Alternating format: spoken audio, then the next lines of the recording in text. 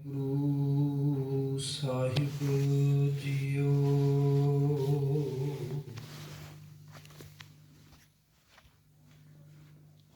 ਨਾਹੂੰ ਜਤੀ ਸਤੀ ਨਹੀਂ ਪੜਿਆ, ਮੂਰਖ ਮੁਗਦਾ ਜਨਮ ਭਇਆ। ਪ੍ਰਣਵਤ ਨਾਨਕ ਤਿਨ ਕੀ ਸ਼ਰਣਾ, ਜਿਨ ਤੂੰ ਨਾਹੀ ਵਿਸਰਿਆ।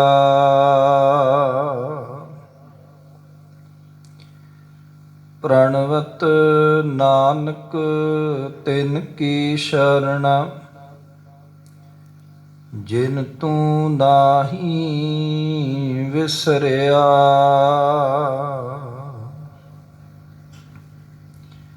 ਪਰਮ ਸਨਮਾਨਯੋਗ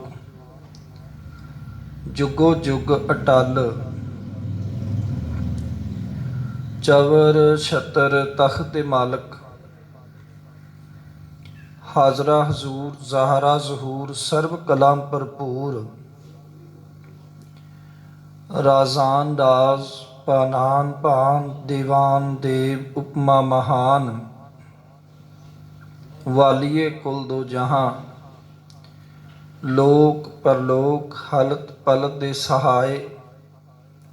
ਦੋ ਜਹਾਨਾਂ ਦੇ ਵਾਲੀ, ਗੁਰਤਾ ਗੱਦੀ ਉੱਤੇ ਸੁਭਾਏ ਮਾਨ। ਧੰਨ ਧੰਨ ਸਤਿਗੁਰੂ ਸ੍ਰੀ ਗੁਰੂ ਗ੍ਰੰਥ ਸਾਹਿਬ ਮਹਾਰਾਜ ਜੀ ਦੀ ਪਾਵਨ ਅਤੇ ਪਵਿੱਤਰ ਨਿੱਘੀ ਗੋਦ ਦਾ ਆਨੰਦ ਮਾਣ ਰਹੇ ਗੁਰੂ ਸਵਾਰੇ ਸਤ ਸੰਗੀ ਜਨੋ। ਭਾਗਾਂ ਵਾਲੇ ਹੋ ਜੋ ਕਿ ਅੰਮ੍ਰਿਤ ਵੇਲੇ ਦੇ ਅੰਮ੍ਰਿਤਮਈ ਦੀਵਾਨਾਂ ਦੇ ਵਿੱਚ ਗੁਰੂ ਘਰ ਦੇ ਕੀਰਤਨੀਆਂ ਪਾਸੋਂ ਅੰਮ੍ਰਿਤ ਬਾਣੀ ਦਾ ਕੀਰਤਨ ਆਪ ਜੀ ਬੜੇ ਪਿਆਰ ਨਾਲ, ਬੜੇ ਸਤਿਕਾਰ ਦੇ ਨਾਲ ਸਰਵਣ ਕਰ ਰਹੇ ਸੀ। ਔਰ ਖਾਸ ਕਰਕੇ ਸਾਹਿਬ ਸਤਿਗੁਰੂ ਗੁਰੂ ਤੇਗ ਬਹਾਦਰ ਸਾਹਿਬ ਮਹਾਰਾਜ ਜੀ ਦੀ ਸ਼ਹਾਦਤ ਦੇ ਸੰਬੰਧ ਵਿੱਚ ਆਪ ਜੀ ਨੇ ਅੱਜ ਦੇ ਉਚੇਚੇ ਦੀਵਾਨਾਂ ਦੇ ਵਿੱਚ ਅੰਮ੍ਰਿਤਮਈ ਬਾਣੀ ਦਾ ਕੀਰਤਨ ਸਰਵਣ ਕੀਤਾ ਹੈ। ਆਓ ਉਸੇ ਲੜੀ ਦੇ ਵਿੱਚ ਇਸ ਨਾਚੀਜ਼ ਨੂੰ ਹੁਕਮ ਹੋਇਆ ਹੈ ਕਿ ਗੁਰ ਇਤਿਹਾਸ ਦੀਆਂ ਵਾਰਤਾਵਾਂ, ਗੁਰ ਇਤਿਹਾਸ ਦੀਆਂ ਗਾਥਾਵਾਂ ਸਾਂਝੀਆਂ ਕੀਤੀਆਂ ਜਾਣ। ਮੇਰੇ ਵਿੱਚ ਕੋਈ ਪਾਇਆ ਨਹੀਂ ਕਿ ਮੈਂ ਗੁਰ ਇਤਿਹਾਸ ਗੁਰਬਾਣੀ ਦੀ ਵਿਚਾਰ ਦੀ ਸਾਂਝ ਪਾ ਸਕਾਂ। ਸਤਿਗੁਰੂ ਸਮਰੱਥ ਅਤੇ ਆਪ ਸੰਗਤਾਂ ਸੀਸ ਤੇ ਮਿਹਰ ਭਰਿਆ ਹੱਥ ਰੱਖੋ, ਅਸੀਸ ਬਖਸ਼ਿਸ਼ ਕਰੋ, ਪਿਆਰ ਵਿੱਚ ਬੁਲਾਈ ਫਤਿਹ ਪ੍ਰਵਾਨ ਕਰੋ ਜੀ। ਵਾਹਿਗੁਰੂ ਜੀ ਕਾ ਖਾਲਸਾ, ਵਾਹਿਗੁਰੂ ਜੀ ਕੀ ਫਤਿਹ। ਗੁਰੂ ਹਰਗੋਬਿੰਦ ਸਾਹਿਬ ਸੱਚੇ ਪਾਤਸ਼ਾਹ ਛੇਵੇਂ ਪਾਤਸ਼ਾਹ ਦੇ ਘਰ ਬਾਬਾ ਗੁਰਦਿੱਤਾ ਜੀ ਦਾ ਜਨਮ ਹੁੰਦਾ ਹੈ। ਆਪ ਸਾਰੇ ਸਿਆਣੇ ਬੈਠੇ ਹੋ ਕਿ ਗੁਰੂ ਰਾਮਦਾਸ ਜੀ ਤੋਂ ਬਾਅਦ, ਗੋਬਿੰਦਵਾਲ ਤੋਂ ਬਾਅਦ ਜੇ ਸਿੱਖੀ ਦਾ ਕੇਂਦਰੀ ਧੁਰਾ ਰਿਹਾ ਹੈ ਤਾਂ ਉਹ ਅੰਮ੍ਰਿਤਸਰ ਸਾਹਿਬ ਰਿਹਾ। ਇਉਂ ਕਹਿ ਲਈਏ ਕਿ ਜਿਨ੍ਹਾਂ ਮਹੱਲਾਂ ਵਿੱਚ ਗੁਰੂ ਰਾਮਦਾਸ ਪਿਤਾ ਜੀ ਰਹਿ ਕੇ ਸੇਵਾ ਕਰਾਉਂਦੇ ਨੇ, ਉਹਨਾਂ ਮਹੱਲਾਂ ਵਿੱਚ ਗੁਰੂ ਅਰਜਨ ਸਾਹਿਬ ਮਹਾਰਾਜ ਰਹੇ ਔਰ ਬਹੁਤ ਲੰਮਾ ਸਮਾਂ ਸਤਿਗੁਰੂ ਜੀ ਨੇ ਸਿੱਖੀ ਦੀਆਂ ਸੇਵਾਵਾਂ ਨਿਭਾਈਆਂ। ਤੇ ਹੁਣ ਇਹਨਾਂ ਗੁਰੂ ਕੇ ਮਹੱਲਾਂ ਦਾ ਨਾਂ, ਉਸ ਸਥਾਨ ਦਾ ਨਾਂ ਗੁਰੂ ਕੇ ਮਹੱਲ ਪੈ ਗਿਆ। ਇਸ ਗੁਰੂ ਕੇ ਮਹੱਲ ਵਿੱਚ ਗੁਰੂ ਹਰਗੋਬਿੰਦ ਸਾਹਿਬ ਮਹਾਰਾਜ ਜੀ ਦੇ ਸੁਪੁੱਤਰ ਬਾਬਾ ਗੁਰਦਿੱਤਾ ਜੀ, ਬਾਬਾ ਸੂਰਜ ਮੱਲ ਜੀ, ਬਾਬਾ ਅਣੀ ਰਾਏ ਜੀ, ਬਾਬਾ ਅਟਲ ਰਾਏ ਜੀ, ਬੀਬੀ ਵੀਰੋ ਜੀ ਤੇ ਬਾਬਾ ਤਿਆਗ ਮੱਲ ਜੀ ਦਾ ਪ੍ਰਕਾਸ਼ ਹੁੰਦਾ ਹੈ। ਬਾਬਾ ਤਿਆਗ ਮੱਲ ਜੀ ਦਾ ਜੋ ਜਨਮ ਹੁੰਦਾ ਹੈ, ਉਹ ਇਤਿਹਾਸਕਾਰ ਕਹਿੰਦੇ ਨੇ ਤਕਰੀਬਨ 21 ਅਪ੍ਰੈਲ 1621 ਨੂੰ ਹੁੰਦਾ ਹੈ। ਹੋ ਸਕਦਾ ਕਿ ਡੇਟ ਅਪ੍ਰੈਲ ਮਹੀਨੇ ਦੀ ਅੱਗੇ ਪਿੱਛੇ ਹੋਵੇ, ਪਰ ਸਾਰੇ ਇਤਿਹਾਸਕਾਰਾਂ ਨੇ ਜੋ ਸਨ ਲਿਖਿਆ ਉਹ 1621 ਲਿਖਿਆ ਹੈ। ਬਾਬਾ ਤਿਆਗ ਮੱਲ ਜੀ ਦਾ ਨਾਮ ਵੀ ਧੰਨ ਗੁਰੂ ਹਰਗੋਬਿੰਦ ਸਾਹਿਬ ਮਹਾਰਾਜ ਨੇ ਰੱਖਿਆ ਹੈ। ਇਸ ਵੇੜੇ ਦੇ ਵਿੱਚ ਰਾਜ ਦੁਲਾਰਿਆਂ ਦੀ ਜੋ ਸਿੱਖਿਆ ਹੈ, ਉਹ ਸਿੱਖਿਆ ਭਾਈ ਗੁਰਦਾਸ ਜੀ ਦੀ ਨਿਗਰਾਨੀ ਹੇਠ ਹੁੰਦੀ ਹੈ। ਇਸ ਵੇੜੇ ਦੇ ਵਿੱਚ ਜੋ ਬੱਚਿਆਂ ਦੀ ਘਾਟ ਘੜੀ ਜਾ ਰਹੀ ਹੈ, ਉਹ ਧੰਨ ਬਾਬਾ ਬੁੱਢਾ ਸਾਹਿਬ ਜੀ ਦੀ ਅਗਵਾਈ ਵਿੱਚ ਘੜੀ ਜਾ ਰਹੀ ਹੈ। ਜੋ ਸਿੱਖਿਆ ਮੇਰੇ ਮਾਲਕ ਧੰਨ ਗੁਰੂ ਨਾਨਕ ਸਾਹਿਬ ਜੀ ਨੇ ਉਹਨਾਂ ਨੂੰ ਦਿੱਤੀ, ਉਹ ਗੁਰਮਤ ਦੀ ਰੰਗਣ ਅੱਗੇ ਤੋਰੀ ਜਾ ਰਹੀ ਹੈ, ਤੇ ਉਸੇ ਗੁਰਮਤ ਦੀ ਰੰਗਣ ਵਿੱਚ ਜੋ ਘਾਟ ਘੜੀ ਗਈ, ਬਾਬਾ ਤਿਆਗ ਮੱਲ ਜੀ ਦੀ ਘੜੀ ਗਈ ਹੈ। ਬਾਬਾ ਗੁਰਦਿੱਤਾ ਜੀ ਵੱਡੇ ਹੁੰਦੇ ਨੇ, ਗੁਰੂ ਹਰਗੋਬਿੰਦ ਸਾਹਿਬ ਮਹਾਰਾਜ ਆਪਣੇ ਪੁੱਤਰ ਦਾ ਰਿਸ਼ਤਾ ਕਰਦੇ ਨੇ। ਵਿਆਹ ਦਾ ਦਿਨ ਨੇੜੇ ਆਉਂਦਾ ਹੈ, ਸਾਰੇ ਬਰਾਤੀ ਤਿਆਰ ਹੋ ਰਹੇ ਨੇ, ਤੇ ਆਲੇ ਦੁਆਲੇ ਦੇ ਲੋਕਾਂ ਨੂੰ ਇੱਕ ਬੜਾ ਚਾਅ ਹੈ ਕਿ ਗੁਰੂ ਕਿਆਂ ਦੀ ਬਰਾਤ ਜਾ ਰਹੀ ਹੈ, ਚਲੋ ਚੱਲ ਕੇ ਵੇਖੀਏ। ਔਰ ਬਹੁਤ ਸਾਰੇ ਲੋਕ, ਅੱਜ ਮੈਂ ਆਪਣੇ ਪ੍ਰਚਾਰਕ ਵਰਗ ਨੂੰ ਕਹਿਣਾ ਚਾਹੁੰਦਾ ਕਿ ਬਹੁਤ ਸਾਰੇ ਲੋਕ ਜਿਹੜੇ ਨੇ ਉਹ ਸਾਡੇ ਉੱਠਣ ਬੈਠਣ ਖਲੋਣ ਅਤੇ ਪਹਿਨਣ ਦੇ ਕਾਰਜਾਂ ਨੂੰ ਵੇਖਦੇ ਨੇ। ਕਿਉਂਕਿ ਉਹਨਾਂ ਨੂੰ ਇੱਕ ਅਹਿਸਾਸ ਹੁੰਦਾ ਵੀ ਇਹਨਾਂ ਦੇ ਬਾਣੇ ਵਿੱਚ, ਇਹਨਾਂ ਦੀ ਭਾਸ਼ਾ ਵਿੱਚ, ਇਹਨਾਂ ਦੇ ਉੱਠਣ ਤੇ ਬੈਠਣ ਵਿੱਚ, ਸਾਰਿਆਂ ਵਿੱਚ ਧਰਮ ਹੈ।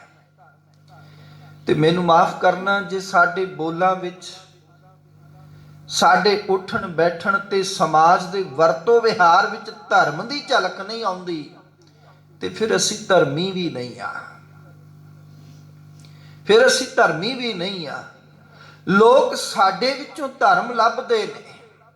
ਉਹ ਕਹਿੰਦੇ ਨੇ ਸਾਨੂੰ ਤਾਂ ਬੜਾ ਉਪਦੇਸ਼ ਕਰਦੇ ਨੇ, ਇਹਨਾਂ ਦਾ ਜੀਵਨ ਇਹਨਾਂ ਕਸਵੱਟੀ ਤੇ ਉਤਰਦਾ ਵੀ ਹੈ ਕਿ ਨਹੀਂ ਉਤਰਦਾ। ਖੈਰ, ਗੱਲ ਅੱਗੇ ਨਾ ਵਧੇ, ਮੈਂ ਗੱਲ ਨੂੰ ਇੱਥੇ ਹੀ ਸੰਕੋਚ ਲਿਆ। ਸਾਰੇ ਲੋਕ ਅੱਜ ਬਰਾਤ ਨੂੰ ਵੇਖਣ ਆਏ ਨੇ ਕਿ ਬਾਬਾ ਗੁਰਦਿੱਤਾ ਜੀ ਦੀ ਬਰਾਤ ਚੱਲੀ ਹੈ, ਤੇ ਇਹ ਕਾਰਜਾਂ ਦੇ ਵਿੱਚ ਔਰ ਖੁਸ਼ੀ ਦੇ ਮੌਕੇ ਤੇ ਗੁਰਮਤ ਦੀ ਪਾਲਣਾ ਕਿਵੇਂ ਕਰਦੇ ਨੇ। ਸਾਰਾ ਕੁਝ ਸਾਰਿਆਂ ਨੇ ਵੇਖਿਆ। ਇੱਕ ਬੱਚਾ ਵੀ ਆਇਆ, ਉਹ ਬੱਚਾ ਵੀ ਜਿਹੜਾ ਹੈ ਬਰਾਤ ਨੂੰ ਵੇਖਣਾ ਚਾਹੁੰਦਾ ਹੈ, ਪਰ ਲੋਕਾਂ ਦੇ ਪਿੱਛੇ ਫੇਰ ਲੁਕ ਜਾਂਦਾ ਹੈ। ਕੁਝ ਅੱਗੇ ਵੱਧਦਾ ਹੈ, ਫੇਰ ਲੁਕ ਜਾਂਦਾ ਹੈ, ਕੁਝ ਅੱਗੇ ਵੱਧਦਾ ਹੈ, ਫੇਰ ਲੁਕ ਜਾਂਦਾ ਹੈ। ਇਸ ਸਾਰੀ ਪ੍ਰਕਿਰਿਆ ਨੂੰ ਸਭ ਤੋਂ ਛੋਟੇ ਸਾਹਿਬਜ਼ਾਦੇ ਗੁਰੂ ਹਰਗੋਬਿੰਦ ਸਾਹਿਬ ਜੀ ਦੇ ਬਾਬਾ ਤਿਆਗ ਮੱਲ ਜੀ ਨੇ ਵੇਖਿਆ। ਹੌਲੀ ਜੀ ਉਹਦੇ ਕੋਲ ਗਏ ਤੇ ਕੋਲ ਜਾ ਕੇ ਕਹਿਣ ਲੱਗੇ, ਮੇਰੇ ਵੀਰਾ ਤੂੰ ਕੀ ਵੇਖਣਾ ਚਾਹੁੰਦਾ ਹੈ? ਕਹਿਣ ਲੱਗੇ, ਜੀ ਮੈਂ ਵੇਖਣਾ ਚਾਹੁੰਦਾ ਵੀ ਗੁਰੂ ਕਿਆਂ ਦੀ ਬਰਾਤ ਜਾ ਰਹੀ ਹੈ, ਔਰ ਇਹਨਾਂ ਨੇ ਬੜੇ ਸੋਹਣੇ ਵਸਤਰ ਪਾਏ ਹੋਏ ਨੇ, ਤੇ ਮੇਰਾ ਵੀ ਚਿੱਤ ਕਰਦਾ ਹੈ ਵੀ ਕਿਤੇ ਸੋਹਣਾ ਗਿਆ ਵਸਤਰ ਮੇਰੀ ਮਾਂ ਮੈਨੂੰ ਵੀ ਲੈ ਕੇ ਦੇਵੇ, ਮੈਂ ਵੀ ਆਪਣੇ ਪਿੰਡੇ ਤੇ ਹੰਢਾ ਸਕਾਂ। ਔਰ ਕਈ ਤਾਂ ਇਹੋ ਜਿਹੇ ਨੇ ਉੱਥੇ ਵੇਖਣ ਵਾਲੀ ਭੀੜ ਦੇ ਵਿੱਚ ਕਿ ਕਿਸੇ ਨੇ ਇਹ ਮਹਿਸੂਸ ਨਹੀਂ ਕੀਤਾ, ਹਾਂ ਉਸ ਭੀੜ ਦੇ ਵਿੱਚ ਇਸ ਬੱਚੇ ਨੂੰ ਕੋਈ ਧੱਕਾ ਮਾਰ ਕੇ ਅੱਗੇ ਕਰ ਦਿੰਦਾ, ਕੋਈ ਧੱਕਾ ਮਾਰ ਕੇ ਪਿੱਛਾ ਕਰ ਦਿੰਦਾ ਹੈ, ਪਰ ਕਿਸੇ ਦੀ ਇਹ ਹਿੰਮਤ ਨਹੀਂ ਕਿ ਬੱਚੇ ਦੀ ਭਾਵਨਾ ਨੂੰ ਸਮਝ ਸਕੇ ਵੀ ਜੋ ਇਹ ਵੇਖਣਾ ਚਾਹੁੰਦਾ ਹੈ ਇਹਨੂੰ ਵੇਖ ਲੈਣ ਦਈਏ, ਜਾਂ ਇਹ ਨਗਨ ਹੈ ਜੋ ਸਾਨੂੰ ਬੇਇੱਜ਼ਤੀ ਮਹਿਸੂਸ ਹੋ ਰਹੀ ਹੈ ਇਹਨੂੰ ਚੋਲਾ ਹੀ ਲੈ ਦਈਏ। ਧੱਕੇ ਮਾਰਦੇ ਨੇ ਲੋਕ। ਅੱਜ ਵੀ ਲੋਕ ਜਿਹੜੇ ਨੇ ਨਾ ਉਹ ਕਿਸੇ ਦੀ ਪੀੜਾ ਨੂੰ ਵੇਖ ਕੇ ਸਮਝਣ ਦੀ ਕੋਸ਼ਿਸ਼ ਨਹੀਂ ਕਰਦੇ। ਗਰੀਬ ਨੂੰ ਹੋਰ ਧੱਕੇ ਮਾਰੇ ਜਾ ਰਹੇ ਨੇ, ਗਰੀਬ ਨੂੰ ਹੋਰ ਲਿਤਾੜਿਆ ਜਾ ਰਿਹਾ ਹੈ। ਪਰ ਇਸ ਪੀੜਾ ਨੂੰ ਮਹਿਸੂਸ ਕੀਤਾ ਧੰਨ ਗੁਰੂ ਤੇਗ ਬਹਾਦਰ ਸਾਹਿਬ ਨੇ, ਬਾਬਾ ਤਿਆਗਮੱਲ ਜੀ ਨੇ। ਉਹਨਾਂ ਨੇ ਆਪਣਾ ਚੋਲਾ ਖੋਲ੍ਹਿਆ, ਉਹ ਚੋਲਾ ਉਸ ਨਗਨ ਬੱਚੇ ਨੂੰ ਪਵਾ ਦਿੱਤਾ। ਜਿਸ ਦਿਨ ਮੇਰੇ ਮਾਲਕ ਦਾ ਚੋਲਾ ਉਸ ਬੱਚੇ ਨੇ ਆਪਣੇ ਤਨ ਉੱਤੇ ਪਾਇਆ ਹੋਏਗਾ, ਮਹਿਸੂਸ ਕਰਨਾ ਕਿ ਉਸ ਬੱਚੇ ਦੀ ਕੀ ਭਾਵਨਾ ਹੋਏਗੀ, ਉਸ ਬੱਚੇ ਨੇ ਕੀ ਮਹਿਸੂਸ ਕੀਤਾ ਹੋਏਗਾ। ਅੱਜ ਠੰਡ ਦੇ ਵਿੱਚ ਕਿੰਨੇ ਲੋਕ ਸੜਕਾਂ ਤੇ ਸੁੱਤੇ ਹੁੰਦੇ ਨੇ, ਕਿੰਨਿਆਂ ਕੋਲ ਤਨ ਦੀਆਂ ਰਜਾਈਆਂ ਨਹੀਂ, ਕੰਬਲ ਨਹੀਂ, ਕਿੰਨੇ ਲੋਕ ਨਿਕਲ ਜਾਂਦੇ ਨੇ, ਮਹਿਸੂਸ ਹੀ ਨਹੀਂ। ਚਲੋ ਮੈਨੂੰ ਕਹਿ ਲੈਣ ਦੇਣਾ, ਬਰਦਾਸ਼ਤ ਕਰਨਾ।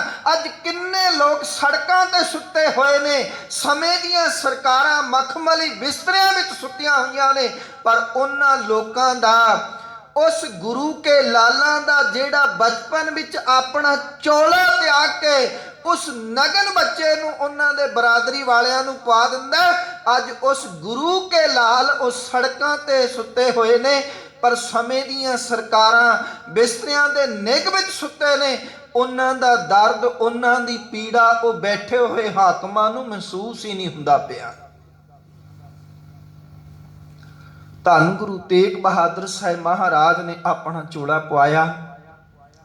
ਉਹ ਬੱਚੇ ਦੇ ਨਾਲੇ ਤਾਂ ਅਥਰੂ ਨੇ ਸ਼ੁਕਰਾਨੇ ਦੇ, ਨਾਲੇ ਹੱਥ ਜੋੜਦਾ ਹੈ, ਕਹਿਣ ਲੱਗਾ ਮੈਨੂੰ ਪਤਾ ਹੈ ਤੁਹਾਡੇ ਭਰਾ ਦੀ ਬਰਾਤ ਚੱਲੀ ਏ, ਤੇ ਐਟੋ ਟਾਈਮ ਚੋਲਾ, ਔਰ ਚੋਲਾ ਵੀ ਉਹ ਜਿਹੜਾ ਕਿ ਆਪਣੇ ਸਭ ਤੋਂ ਛੋਟੇ ਸਾਹਿਬਜ਼ਾਦੇ ਨੂੰ ਪਾਇਆ ਹੋਵੇ, ਬੜਾ ਕੀਮਤੀ। ਸਾਡੇ ਘਰਾਂ 'ਚ ਬਰਾਤ ਚੱਲੀ ਹੋਵੇ, ਜਾਂ ਤਾਂ ਲਾੜੇ ਦੇ ਕੱਪੜੇ ਬਹੁਤ ਸੋਹਣੇ ਹੁੰਦੇ ਨੇ, ਤੇ ਜਾਂ ਉਹਦੇ ਸਭ ਤੋਂ ਛੋਟੇ ਭਰਾ ਦੇ।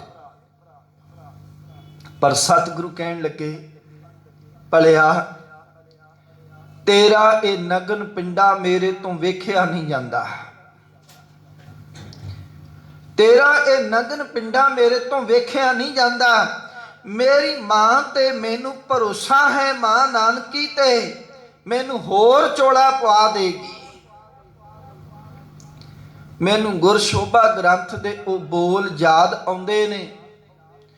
ਕੋਈ ਕਹਿੰਦਾ ਹੈ ਕਿ ਗੁਰੂ ਤੇਗ ਬਹਾਦਰ ਸਾਹਿਬ ਹਿੰਦ ਦੀ ਚਾਦਰ ਨੇ, ਕੋਈ ਕੁਝ ਕਹਿੰਦਾ ਹੈ, ਪਰ ਗੁਰਸ਼ੋਭਾ ਗ੍ਰੰਥ ਦਾ ਲਿਖਾਰੀ ਕਹਿੰਦਾ ਪ੍ਰਗਟ ਭਏ ਗੁਰ ਤੇਗ ਬਹਾਦਰ, ਸਗਲ ਸ੍ਰਿਸ਼ਟ ਪੈ ਢਾਪੀ ਚਾਦਰ। ਸਤਿਗੁਰੂ ਕਹਿਣ ਲੱਗੇ, ਭਲਿਆ ਅੱਜ ਤੇ ਤੇਰਾ ਇੱਕ ਪੰਡਾ ਨੰਗਾ, ਜੇ ਇਹ ਸਾਰੀ ਸ੍ਰਿਸ਼ਟੀ ਤੇ ਵੀ ਮੈਨੂੰ ਚਾਦਰ ਆਪਣੀ ਢਕਣੀ ਪਈ, ਤੇ ਮੈਂ ਨਿਰਝਿਜਕ ਹੋ ਕੇ ਆਪਣੀ ਚਾਦਰ ਇਸ ਸਾਰੇ ਸੰਸਾਰ ਤੇ ਵਾਰ ਕੇ ਸੰਸਾਰ ਦੀ ਪੱਤ ਢੱਕ ਲਿਆਂਗਾ। ਧੰਨ ਗੁਰੂ ਤੇਗ ਬਹਾਦਰ ਸਾਹਿਬ ਮਹਾਰਾਜ ਨੂੰ ਗੁਰੂ ਹਰਗੋਬਿੰਦ ਸਾਹਿਬ ਨੇ ਵੇਖਿਆ ਹੈ। ਸਤਿਗੁਰੂ ਆਏ, ਆਪਣੇ ਲਾੜ ਦੁਲਾਰੇ ਨੂੰ ਆਪਣੀ ਛਾਤੀ ਨਾਲ ਲਾਇਆ, ਅਸੀਸ ਦਿੱਤੀ, ਬਸ ਇੰਨੀ ਕੁ ਗੱਲ ਕਹੀ, ਬੇਟਾ ਲੋਕ ਤਾਂ ਆਪਣੇ ਨਾਮ ਦੀ ਪਰਵਾਹ ਨਹੀਂ ਕਰਦੇ, ਲੋਕ ਤਾਂ ਆਪਣੇ ਨਾਂ ਦੀ ਪਰਵਾਹ ਨਹੀਂ ਕਰਦੇ, ਲੋਕਾਂ ਦੇ ਜੋ ਨਾਂ ਹੁੰਦੇ ਨੇ ਉਸ ਉੱਤੇ ਖਰੇ ਨਹੀਂ ਉਤਰਦੇ। ਨਾਂ ਤੇ ਇੱਥੇ ਲੋਕਾਂ ਨੇ ਸੁੱਚਾ ਸਿੰਘ ਰਖਾਇਆ, ਪਰ ਸਵੇਰ ਤੋਂ ਲੈ ਕੇ ਸ਼ਾਮ ਤੱਕ ਪਤਾ ਨਹੀਂ ਕਿੰਨੇ ਝੂਠ ਬੋਲਦਾ ਹੈ।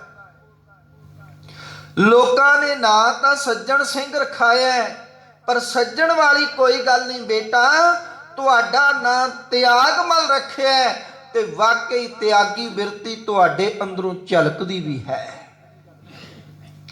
ਸਤਿਗੁਰੂ ਜੀ ਨੇ ਦੂਜਾ ਚੋਲਾ ਪਵਾਇਆ, ਗੁਰਦੇਵ ਨਾਲ ਲੈ ਕੇ ਗਏ ਬਰਾਤ ਵਿੱਚ। ਗੁਰੂ ਹਰਗੋਬਿੰਦ ਸਾਹਿਬ ਮਹਾਰਾਜ ਖਾਸ ਖਿਆਲ ਰੱਖਦੇ ਨੇ ਬਾਬਾ ਤਿਆਗਮੱਲ ਜੀ ਦਾ। ਗੁਰਦੇਵ ਗੁਰੂ ਹਰਗੋਬਿੰਦ ਸਾਹਿਬ ਜੀ ਨੇ 4 ਜੰਗਾਂ ਲੜੀਆਂ।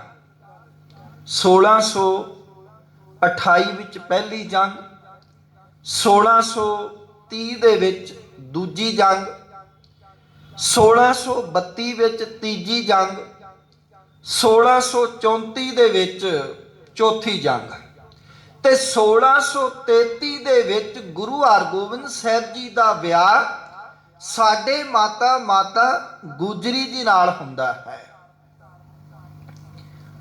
ਵਿਆਹ ਹੋ ਗਿਆ।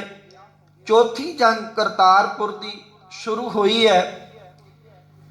ਪਿਤਾ ਗੁਰੂ ਹਰਗੋਬਿੰਦ ਸਾਹਿਬ ਜੀ ਨੇ ਕਿਹਾ ਕਿ ਇਸ ਜੰਗ ਵਿੱਚ ਸਾਡਾ ਸਾਹਿਬਜ਼ਾਦਿਆ ਵੀ ਸਾਡੇ ਨਾਲ ਜਾਏਗਾ। ਬਾਬਾ ਤਿਆਗਮੱਲ ਜੀ ਨੇ ਆਪਣਾ ਘੋੜਾ ਤਿਆਰ ਕੀਤਾ ਹੈ ਔਰ ਘੋੜੇ ਨੂੰ ਥਾਪੜਾ ਦੇ ਕੇ ਘੋੜੇ ਤੇ ਸਵਾਰ ਹੋ ਗਏ ਪਿਤਾ ਜੀ ਨਾਲ ਜੰਗ ਦੇ ਮੈਦਾਨ ਵਿੱਚ ਗਏ ਨੇ। 1634 ਦੀ ਜੰਗ, ਜਿਸ ਜੰਗ ਵਿੱਚ ਅਹੰਕਾਰੀ ਪੈਂਦੇ ਖਾਂ ਜਿਹੜਾ ਹੈ ਉਹ ਗੁਰੂ ਹਰਗੋਬਿੰਦ ਸਾਹਿਬ ਜੀ ਦੇ ਨਾਲ ਮੁਕਾਬਲਾ ਕਰਨਾ ਚਾਹੁੰਦਾ ਹੈ। ਸਤਿਗੁਰੂ ਜੀ ਨੇ ਉਸ ਪੈਂਦੇ ਖਾਂ ਨੂੰ ਚੁਨਾ ਨਾ ਬਾਸਿਦ ਚੁਨੀ ਬਾਸਿਦ ਪੁੱਤਰ ਵਾਰ ਐਵੇਂ ਨਹੀਂ ਐਵੇਂ ਕਰੀਦਾ ਹੈ ਕਹਿ ਕੇ ਸਦਾ ਦੀ ਨੀਂਦੇ ਸਵਾ ਦਿੱਤਾ। ਜੰਗ ਦੀ ਜਿੱਤ ਹੋਈ। ਗੁਰਦੇਵ ਪਾਤਸ਼ਾਹ ਜੀ ਆਪਣੇ ਸਿਪਾਹੀਆਂ ਨੂੰ ਖਿਤਾਬ ਨਾਲ ਨਵਾਜ਼ ਰਹੇ ਨੇ ਤੇ ਗੁਰਦੇਵ ਪਾਤਸ਼ਾਹ ਜੀ ਨੇ ਅੱਜ ਬਾਬਾ ਤਿਆਗਮੱਲ ਜੀ ਨੂੰ ਵੀ ਆਪਣੇ ਕੋਲ ਬੁਲਾਇਆ ਤੇ ਬਾਬਾ ਤਿਆਗਮੱਲ ਜੀ ਨੇ ਇਸ ਜੰਗ ਦੇ ਵਿੱਚ ਤੇਗ ਦੇ ਜ਼ੋਹਰ ਵਿਖਾਏ।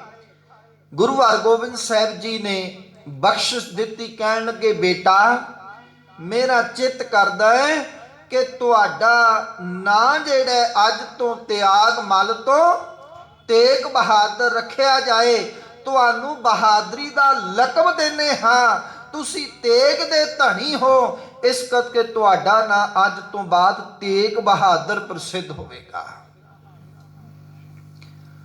ਸਤਿਗੁਰੂ ਜੀ ਉਸ ਦਿਨ ਤੋਂ ਬਾਅਦ 1634 ਤੋਂ ਬਾਅਦ ਬਾਬਾ ਤੇਗ ਬਹਾਦਰ ਸਾਹਿਬ ਜੀ ਦੇ ਨਾਂ ਨਾਲ ਜਾਣੇ ਗਏ। ਸਮਾਂ ਆਪਣੀ ਚਾਲੇ ਚੱਲਿਆ। ਗੁਰੂ ਹਰਗੋਬਿੰਦ ਸਾਹਿਬ ਮਹਾਰਾਜ ਬਾਬਾ ਗੁਰਦਿੱਤਾ ਜੀ ਵੱਲੋਂ ਵਸਾਏ ਹੋਏ ਨਗਰ ਕੀਰਤਪੁਰ ਸਾਹਿਬ ਦੀ ਧਰਤੀ ਤੇ ਆ ਜਾਂਦੇ ਨੇ। 1644 ਦੇ ਵਿੱਚ, ਮੈਂ ਡੇਟਾਂ ਤਾਂ ਬਿਆਨ ਕਰ ਰਿਹਾ ਵਾਂ ਕਿ ਬਹੁਤ ਸਾਰੇ ਭੁਲੇਖੇ ਸਾਡੇ ਇਤਿਹਾਸ ਵਿੱਚ ਪਾਏ ਗਏ ਔਰ ਉਹਨਾਂ ਭੁਲੇਖਿਆਂ ਨੂੰ ਨਾ ਵਿਚਾਰਿਆ ਗਿਆ, ਨਾ ਕੁਝ, ਐਵੇਂ ਹੀ ਸਾਡੇ ਮੱਥੇ ਤੇ ਮੰਨ ਦਿੱਤੇ ਗਏ। ਭੁਲੇਖੇ ਪਾਉਣ ਵਾਲੇ ਤਾਂ ਪਾਸੇ ਹੋ ਗਏ, ਅਸੀਂ ਉਲਝਦੇ ਰਹਿ ਗਏ। 1644 ਦਾ ਸਮਾਂ, ਕੀਰਤਪੁਰ ਦੀ ਧਰਤੀ ਹੈ। ਗੁਰੂ ਹਰਗੋਬਿੰਦ ਸਾਹਿਬ ਸੱਚੀ ਸਰਕਾਰ ਜੋਤੀ ਜੋਤ ਸਮਾ ਜਾਂਦੇ ਨੇ ਤੇ ਗੁਰਤਾ ਗੱਦੀ ਬਖਸ਼ਦੇ ਨੇ ਧੰਨ ਗੁਰੂ ਹਰਿ ਸਾਹਿਬ ਮਹਾਰਾਜ ਨੂੰ। ਯਾਦ ਰੱਖਣਾ, ਗੁਰੂ ਘਰ ਦੀ ਇੱਕ ਮਰਿਆਦਾ ਰਹੀ ਹੈ। ਭਾਵੇਂ ਗੁਰਤਾ ਗੱਦੀ ਗੁਰੂ ਅੰਗਦ ਸਾਹਿਬ ਨੂੰ ਪ੍ਰਾਪਤ ਹੋਈ, ਗੁਰੂ ਨਾਨਕ ਸਾਹਿਬ ਕਹਿੰਦੇ ਨੇ ਬਾਬਾ ਸ੍ਰੀ ਚੰਦ ਮੱਥਾ ਟੇਕੋ ਗੁਰੂ ਅੰਗਦ ਸਾਹਿਬ ਨੂੰ। ਗੁਰਤਾ ਗੱਦੀ ਧੰਨ ਗੁਰੂ ਅੰਗਦ ਸਾਹਿਬ, ਧੰਨ ਗੁਰੂ ਅਮਰਦਾਸ, ਗੁਰੂ ਰਾਮਦਾਸ ਨੂੰ ਪ੍ਰਾਪਤ ਹੋਈ ਤੇ ਬਾਬਾ ਅਮਰਦਾਸ ਕਹਿੰਦੇ ਨੇ ਕੋਈ ਕਰ ਬਖੀਲੀ ਨਿਭੈ ਨਾਈ, ਫਿਰ ਸਤਿਗੁਰ ਆਣ ਨਿਭਾਇਆ, ਕਹਿਣਗੇ ਸਾਰੇ ਮੱਥਾ ਟੇਕੋ। ਇੱਥੇ ਵੀ ਉਹੀ ਗੁਰੂ ਹਰਗੋਬਿੰਦ ਸਾਹਿਬ ਮਹਾਰਾਜ ਨੇ ਆਪਣੀ ਹਯਾਤੀ ਵਿੱਚ ਆਪਣੇ ਸਾਹਿਬਜ਼ਾਦਿਆਂ ਨੂੰ ਮੱਥਾ ਟਿਕਾਇਆ ਤੇ ਇਹਨਾਂ ਵਿੱਚ ਮੱਥਾ ਟੇਕਣ ਵਾਲਿਆਂ ਵਿੱਚ ਚਾਚਾ ਗੁਰੂ ਤੇਗ ਬਹਾਦਰ ਸਾਹਿਬ ਮਹਾਰਾਜ ਵੀ ਹਨ। ਪਰ ਕਮਾਲ ਦੀ ਬਾਤ ਇਹ ਹੈ, ਚਾਚਾ ਭਤੀਜੇ ਦੇ ਅੱਗੇ ਮੱਥਾ ਟੇਕ ਰਿਹਾ ਹੈ। ਕਿਉਂ? ਕਿਉਂਕਿ ਅਗਲੇ ਹੀ ਪਲ ਚਾਚੇ ਨੇ ਸਾਰੀ ਗੱਲ ਕਲੀਅਰ ਕਰ ਦਿੱਤੀ। ਧੰਨ ਗੁਰੂ ਤੇਗ ਬਹਾਦਰ ਸਾਹਿਬ ਮੱਥਾ ਟੇਕ ਕੇ ਕਹਿਣਗੇ ਸਤਿਗੁਰੂ ਗੁਰੂ ਹਰਿ ਸਾਹਿਬ ਮਹਾਰਾਜ, ਤੁਹਾਡੇ ਵਿੱਚ ਗੁਰੂ ਨਾਨਕ ਦੀ ਜੋਤ ਹੈ। ਉਸ ਗੁਰੂ ਨਾਨਕ ਦੀ ਜੋਤ ਜਿਹਨੂੰ ਗੁਰਦੇਵ ਕਹਿੰਦੇ ਨੇ ਸਭ ਤੇ ਵੱਡਾ ਸਤਿਗੁਰ ਨਾਨਕ ਜਿਨ ਕਲ ਰਾਖੀ ਮੇਰੀ, ਮੇਰੇ ਵਾਸਤੇ ਜੋ ਹੁਕਮ ਹੈ, ਜਿੱਥੇ ਆਪ ਜੀ ਆਗਿਆ ਕਹੋਗੇ, ਜਿਸ ਇਲਾਕੇ ਵਿੱਚ ਧਰਮ ਪ੍ਰਚਾਰ ਦੀ ਸੇਵਾ ਕਹੋਗੇ, ਮੈਂ ਨਿਭਾਵਾਂਗਾ। ਇਹ ਹੁੰਦੀ ਹੈ ਗੁਰੂ ਹੁਕਮ ਮੰਨਣ ਦੀ ਗੱਲ। ਗੁਰੂ ਹਰਿ ਸਾਹਿਬ ਮਹਾਰਾਜ ਨੇ ਕਿਹਾ ਚਾਚਾ ਜੀ, ਸਮਾਂ ਇਹ ਮੰਗ ਕਰਦਾ ਹੈ ਕਿ ਬਹੁਤ ਸਮਾਂ ਹੋ ਗਿਆ ਮਾਝੇ ਦੇ ਇਲਾਕੇ ਵਿੱਚ ਪਿਤਾ ਗੁਰੂ ਹਰਗੋਬਿੰਦ ਸਾਹਿਬ ਮਹਾਰਾਜ ਨੂੰ ਆਇਆ, ਸਾਡੇ ਸਾਰੇ ਪਰਿਵਾਰ ਨੂੰ, ਸਾਡੇ ਵਿੱਚੋਂ ਇੱਕ ਜੀ ਉਸ ਇਲਾਕੇ ਦੇ ਵਿੱਚ ਧਰਮ ਪ੍ਰਚਾਰ ਦੀ ਸੇਵਾ ਕਰੇ। ਗੁਰੂ ਤੇਗ ਬਹਾਦਰ ਸਾਹਿਬ ਮਹਾਰਾਜ ਆਪਣੀ ਮਾਤਾ ਨਾਨਕੀ ਜੀ ਨੂੰ ਨਾਲ ਲੈ ਕੇ ਅਤੇ ਧਰਮ ਪਤਨੀ ਮਾਤਾ ਗੁਜਰੀ ਜੀ ਨੂੰ ਨਾਲ ਲੈ ਕੇ ਆਪਣੇ ਨਾਨਕੇ ਪਿੰਡ ਬਕਾਲੇ ਦੀ ਧਰਤੀ ਤੇ ਚਲੇ ਜਾਂਦੇ ਨੇ, ਜਿਸ ਨੂੰ ਅੱਜ ਕੱਲ੍ਹ ਬਾਬਾ ਬਕਾਲਾ ਕਿਹਾ ਜਾਂਦਾ ਹੈ। ਬਾਬਾ ਸ਼ਬਦ ਬਾਅਦ ਵਿੱਚ ਜੁੜਿਆ ਅਤੇ ਸਤਿਗੁਰੂ ਜੀ ਦੇ ਮਾਮੇ, ਜਿਨ੍ਹਾਂ ਦਾ ਨਾਂ ਇਤਿਹਾਸ ਵਿੱਚ ਮਾਮਾ ਕਿਰਪਾਲ ਚੰਦ ਕਹਿ ਕੇ ਬੜਾ ਪ੍ਰਸਿੱਧ ਹੈ, ਉਹਨਾਂ ਦੇ ਘਰ ਰਹਿੰਦੇ ਨੇ। ਇਸ ਇਲਾਕੇ ਵਿੱਚ ਗੁਰਦੇਵ ਪਿਤਾ ਪਤਾ ਕਿੰਨੇ ਸਾਲ ਰਹੇ? ਸ਼ਾਇਦ ਤੁਹਾਨੂੰ ਸਾਰਿਆਂ ਨੂੰ ਖਿਆਲ ਹੋਵੇ ਕਿ ਇਤਿਹਾਸ ਵਿੱਚ ਜਿਹੜਾ ਇਤਿਹਾਸ ਲੋਕਾਂ ਨੇ ਸੁਣਾਇਆ ਕਿਹਾ ਕਿ ਸਤਿਗੁਰੂ 24 ਸਾਲ 24 ਮਹੀਨੇ 24 ਘੜੀਆਂ 24 ਪਲ ਭੌਰੇ ਵਿੱਚ ਬੈਠ ਕੇ ਤਪ ਕਰਦੇ ਰਹੇ। ਕਈਆਂ ਨੇ 26-27 ਸਾਲ ਕਹਿਣ ਤੋਂ ਵੀ ਸੰਕੋਚ ਨਹੀਂ ਕੀਤਾ। ਹੁਣ ਮੈਂ ਇੱਕ ਡੇਟ ਬੋਲਣ ਲੱਗਾ, ਇੱਕ ਸਨ ਬੋਲਣ ਲੱਗਾ, ਧਿਆਨ ਰੱਖਿਓ। ਦਿੱਲੀ ਦੀ ਧਰਤੀ ਤੇ ਜਿੱਥੇ ਦਾਸ ਸੇਵਾ ਕਰਦਾ ਹੈ, ਉਸ ਬਾਲਾ ਸਾਹਿਬ ਦੀ ਧਰਤੀ ਤੇ 1664 ਦੇ ਵਿੱਚ ਗੁਰੂ ਹਰਕ੍ਰਿਸ਼ਨ ਸਾਹਿਬ ਮਹਾਰਾਜ ਇੱਕ ਗੱਲ ਕਹਿੰਦੇ ਨੇ, ਬਾਬਾ ਬਸੇ ਗ੍ਰਾਮ ਬਕਾਲੇ। ਹੁਣ ਮੇਰਾ ਤੇ ਸਬਜੈਕਟ ਨਹੀਂ, ਮੇਰਾ ਤੇ ਸਬਜੈਕਟ ਇਤਿਹਾਸ ਪੜ੍ਹਾਉਣਾ ਹੈ, ਗੁਰਬਾਣੀ ਪੜ੍ਹਾਉਣਾ ਹੈ। ਤੁਹਾਡਾ ਹੋ ਸਕਦਾ ਕਈਆਂ ਦਾ ਸਬਜੈਕਟ ਮੈਥ ਹੋਵੇ, ਕਈ ਟਿਊਸ਼ਨ ਪੜ੍ਹਾਉਂਦੇ ਨੇ, ਕਈ ਵਪਾਰ ਕਰਦੇ ਨੇ।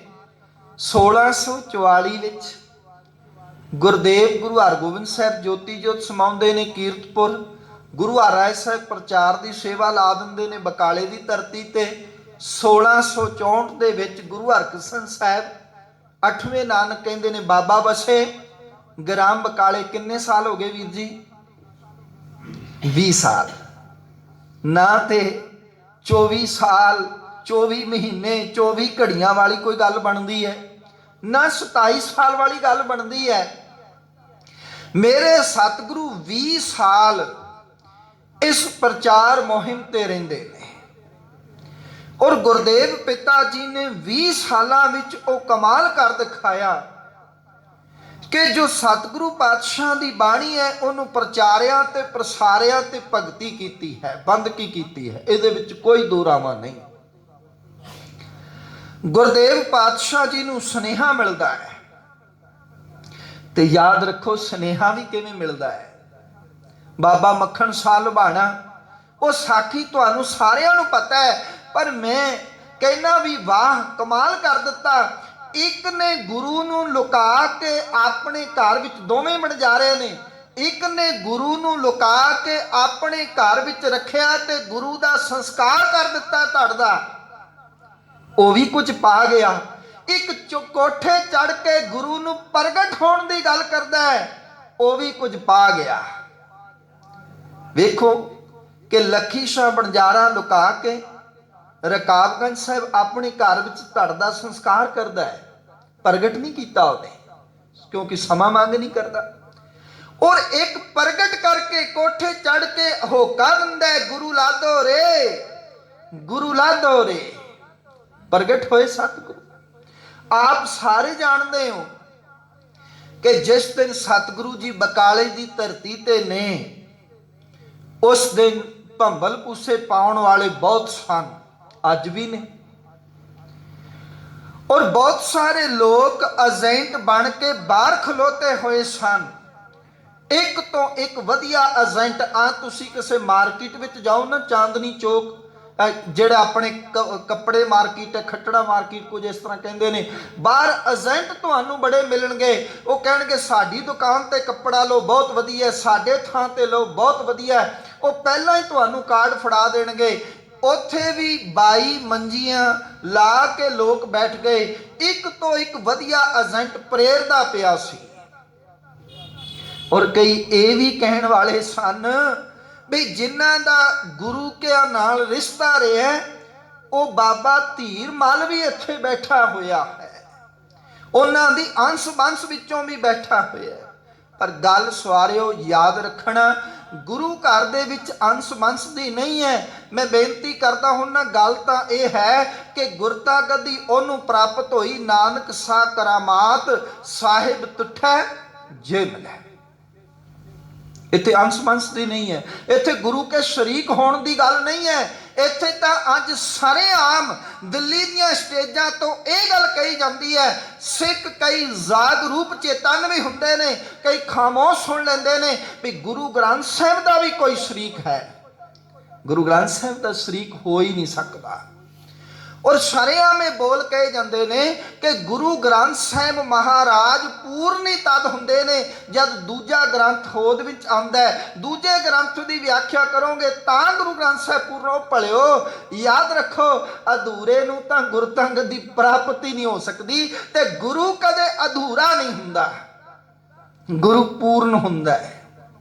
ये शब्दां दा भुलेखा है, ये जाल बिछाया जाता है भी फलाने ग्रंथ की व्याख्या करो फिर जाके गुरु कते पूर्ण होएगा, व्याख्या समझ जाएगी। नहीं, गुरु हमेशा ही पूर्ण है, गुरु कदे अधूरा नहीं है।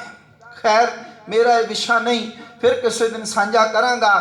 22 की परवाह ना करदियां होया उस वेले एक मक्खन शाल बाना है, वो 22 कच्चे पिलियां नूं पासे करके असल सतगुरु दे कोल पुज जांदा है।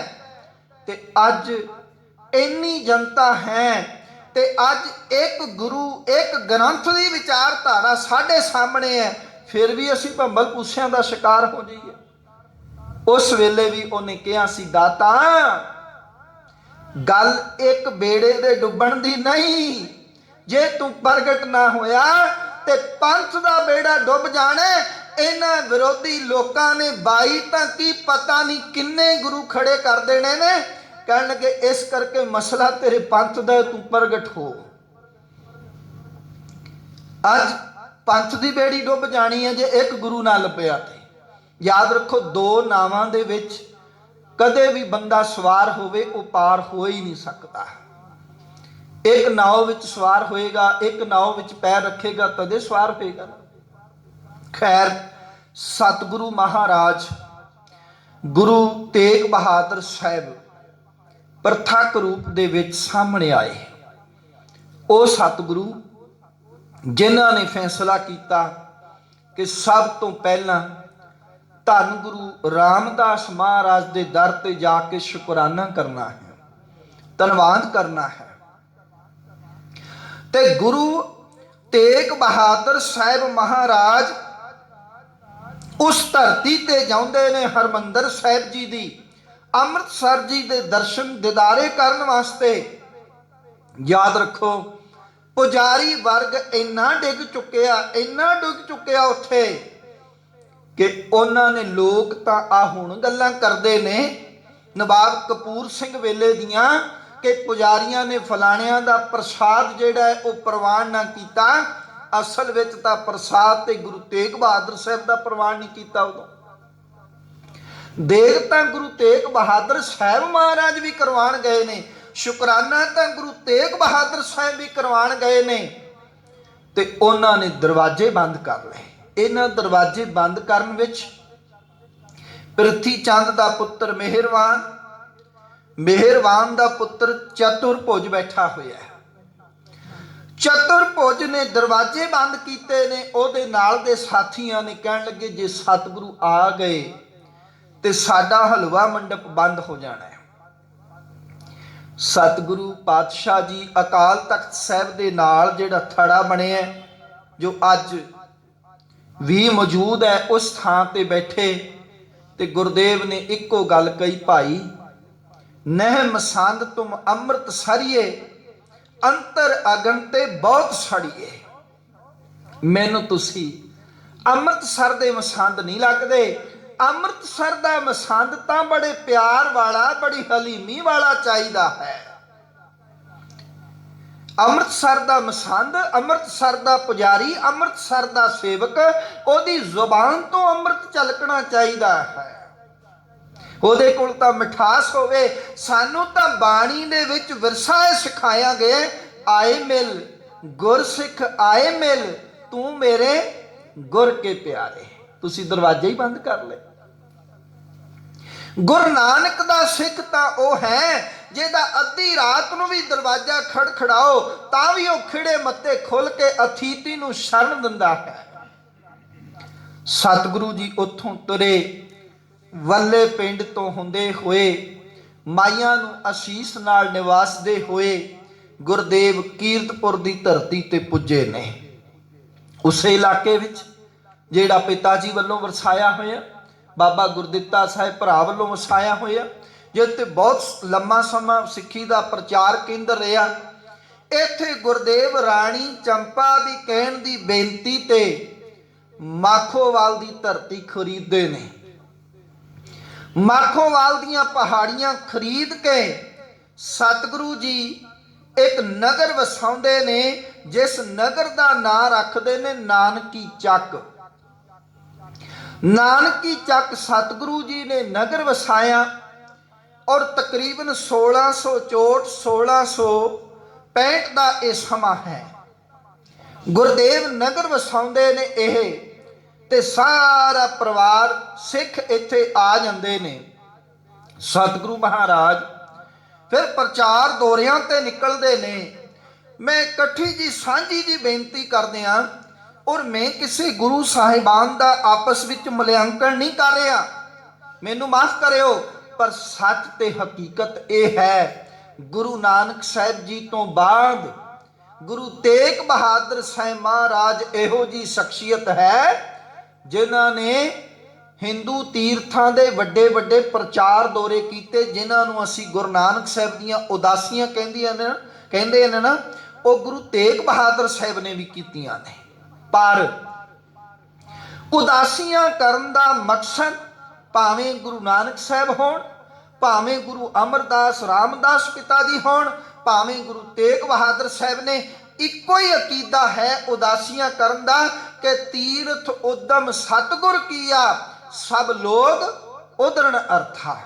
ਕਿਉਂਕਿ ਸਮੇਂ ਦੀਆਂ ਸਰਕਾਰਾਂ ਬੜੀ ਚਲਾਕੀ ਦੇ ਨਾਲ ਇਤਿਹਾਸ ਨੂੰ ਤੋੜ ਮੜੋੜ ਕੇ ਪੇਸ਼ ਕਰਦੀਆਂ ਨੇ ਵੀ ਕੱਲ ਨੂੰ ਇਸ ਸਥਾਨ ਤੇ ਗੁਰੂ ਜੀ ਆਏ ਤੇ ਉਹ ਇਸ ਕਰਕੇ ਆਏ ਸੀ ਵੀ ਇੱਥੇ ਸਾਡੇ ਫਲਾਣੇ ਰਹਿਬਰ ਦਾ ਜਿਹੜਾ ਹੈ ਉਹ ਸਥਾਨ ਹੁੰਦਾ ਸੀ। ਭਾਵੇਂ ਗੁਰਦੇਵ ਅਯੋਧਿਆ ਵੀ ਗਏ ਗੁਰੂ ਨਾਨਕ ਸਾਹਿਬ, ਪਰ ਉਹ ਇਸੇ ਕਰਕੇ ਗਏ ਤੀਰਥ ਉਦਮ ਸਤਿਗੁਰ ਕੀਆ ਸਭ ਲੋਕ ਉਦਨ ਹਰਤਾ। ਉਹ ਟਿੱਕੇ ਲਾਉਣ ਵਾਲਿਓ, ਉਹ ਮੂਰਤੀ ਦੀਆਂ ਪੂਜਾ ਕਰਨ ਵਾਲਿਓ, ਇਹਦੇ ਵਿੱਚੋਂ ਤੁਹਾਨੂੰ ਕੁਛ ਨਹੀਂ ਲੱਭਣਾ। ਲੱਭਣਾ ਤਾਂ ਉਸ ਜਿਹੜਾ ਹਿਰਦੇ ਵਿੱਚ ਰਾਮ ਵਸਿਆ ਉਹਨੂੰ ਲੱਭੋ। ਸਭੇ ਘਟ ਰਾਮ ਬੋਲੇ, ਰਾਮਾ ਬੋਲੇ, ਰਾਮ ਬਿਨਾ ਕੋ ਬੋਲੇ ਰੇ, ਉਹਨੂੰ ਭਾਲਣ ਦੀ ਕੋਸ਼ਿਸ਼ ਕਰੋ। ਲੱਭਣਾ ਤੇ ਇਨਸਾਨੀਅਤ ਵਿੱਚੋਂ ਰਮੇ ਹੋਏ ਰਾਮ ਨੂੰ ਲੱਭੋ। ਖੈਰ, ਗੁਰੂ ਤੇਗ ਬਹਾਦਰ ਸਾਹਿਬ ਮਹਾਰਾਜ ਹਰਿਦੁਆਰ ਵੀ ਗਏ, ਸਤਿਗੁਰੂ ਜੀ ਪ੍ਰਯਾਗਰਾਜ ਵੀ ਗਏ, ਜਿੱਥੇ ਕਿ ਤ੍ਰਿਵੇਣੀ ਵਗਦੀ ਹੈ। ਉਸ ਤੀਰਥ ਤੇ ਗਏ ਜਿਸ ਤੀਰਥ ਤੇ ਪ੍ਰਯਾਗਰਾਜ ਦੇ ਤੀਰਥ ਤੇ ਕਦੇ ਗੁਰੂ ਨਾਨਕ ਸਾਹਿਬ ਨੇ ਕਿਹਾ ਸੀ ਤੀਰਥ ਨਹਾਵਣ ਜਾਓ। ਤੀਰਥ ਨਾਮ ਹੈ, ਤੀਰਥ ਸ਼ਬਦ ਵਿਚਾਰ ਅੰਤਰ ਗਿਆਨ ਹੈ। ਗੁਰਦੇਵ ਕਹਿਣ ਲੱਗੇ ਭਲਿਓ, ਗੁਰੂ ਨਾਨਕ ਸਾਹਿਬ ਕਹਿ ਕੇ ਗਏ ਨੇ ਜੇ ਅੱਜ ਤੱਕ ਵੀ ਤੁਸੀਂ ਉਹ ਤੀਰਥ ਨਾ ਲੱਭਿਆ ਨਾਮ ਦਾ ਤੇ ਮੁਕਤੀ ਕੋਈ ਨਹੀਂ ਜੇ ਹੋਣੀ। ਸਤਿਗੁਰੂ ਜੀ ਬ੍ਰਹਮਪੁੱਤ ਦਰਿਆ ਦੇ ਕਿਨਾਰੇ ਵੀ ਗਏ, ਪਾਟਲੀਪੁੱਤਰ ਦੇ ਸਥਾਨ ਤੇ, ਮੇਰਾ ਇਸ਼ਾਰਾ ਹੈ ਪਟਨਾ ਸਾਹਿਬ। ਗੁਰਦੇਵ ਬ੍ਰਹਮਪੁੱਤ ਦਰਿਆ ਤੇ ਵੀ ਗਏ। ਸਤਿਗੁਰੂ ਜੀ ਜਿਸ ਸਥਾਨ ਤੇ ਢੁਬਰੀ ਸਾਹਿਬ ਹੈ ਉਸ ਸਥਾਨ ਤੇ ਵੀ ਗਏ। ਆਸਾਮ ਵਿੱਚ ਗੁਰਦੇਵ ਨੇ ਉਸ ਇਲਾਕੇ ਵਿੱਚ ਦੋ ਝਗੜਦੇ ਹੋਏ ਰਾਜਿਆਂ ਦੀ ਸੁਲਾਹ ਵੀ ਕਰਾਈ ਹੈ, ਕਿਉਂਕਿ ਗੁਰਦੇਵ ਦਾ ਇੱਕੋ ਹੀ ਮਕਸਦ ਹੈ ਕਿ ਹੋਏ ਇਕੱਤਰ ਮੇਲੋ ਮੇਰੇ ਭਾਈ, ਦੁਬਦਾ ਦੂਰ ਕਰੋ ਲਿਬਲਾਈ। ਗੁਰੂ ਨਾਨਕ ਦਾ ਇਹ ਸਿਧਾਂਤ ਹੈ। ਗੁਰੂ ਨਾਨਕ ਨੇ ਸੰਵਾਦ ਨੂੰ ਜਨਮ ਦਿੱਤਾ ਹੈ, ਗੁਰੂ ਨਾਨਕ ਨੇ ਵਿਚਾਰ ਨੂੰ ਜਨਮ ਦਿੱਤਾ ਹੈ, ਗੁਰੂ ਨਾਨਕ ਨੇ ਕਨਵਰਸੇਸ਼ਨ ਨੂੰ ਜਨਮ ਦਿੱਤਾ ਹੈ। ਸਤਿਗੁਰੂ ਦੇ ਕੋਲ ਬਿਠਾ ਕੇ ਉਹਨਾਂ ਦੀ ਚਰਚਾ ਕਰਾਈ। ਮੇਰੇ ਸਤਿਗੁਰੂ ਜੀ ਉਸ ਸਥਾਨ ਤੋਂ ਢਾਕੇਸ਼ਵਰੀ ਵੀ ਗਏ, ਜਿੱਥੇ ਸੰਗਤ ਵੱਡਾ ਟੋਲਾ ਗੁਰਦੁਆਰਾ ਸਾਹਿਬ ਹੈ। ਢਾਕੇ ਦੇ ਵਿੱਚ ਸਤਿਗੁਰੂ ਨੇ ਧਰਮ ਪ੍ਰਚਾਰ ਕੀਤਾ ਔਰ ਇਹਨਾਂ ਦਿਨਾਂ ਵਿੱਚ 1666 ਵਿੱਚ ਗੁਰਦੇਵ ਪਾਤਸ਼ਾਹ ਨੂੰ ਖਬਰ ਮਿਲੀ कि माता गुजरी दे उदर तो बाल गोबिंद राय का जन्म हुंदा है। और ये समा याद रखो कि यह समा जिहड़ा है, यह समा विआह तो तकरीबन 32-33 साल बाद का समा है। गुरु सारियो 32-33 साल बाद बच्चे का जन्म हुंदा है। फिर भी सिर दा साई कोल नहीं, मां गुजरी डोली नहीं। अकाल पुरख विच इन्ना भरोसा, दोनों विच प्यार इन्ना है कि सतगुरु उथों कहंदे ने असी आवांगे पर प्रचार मुहिम पूरी करके।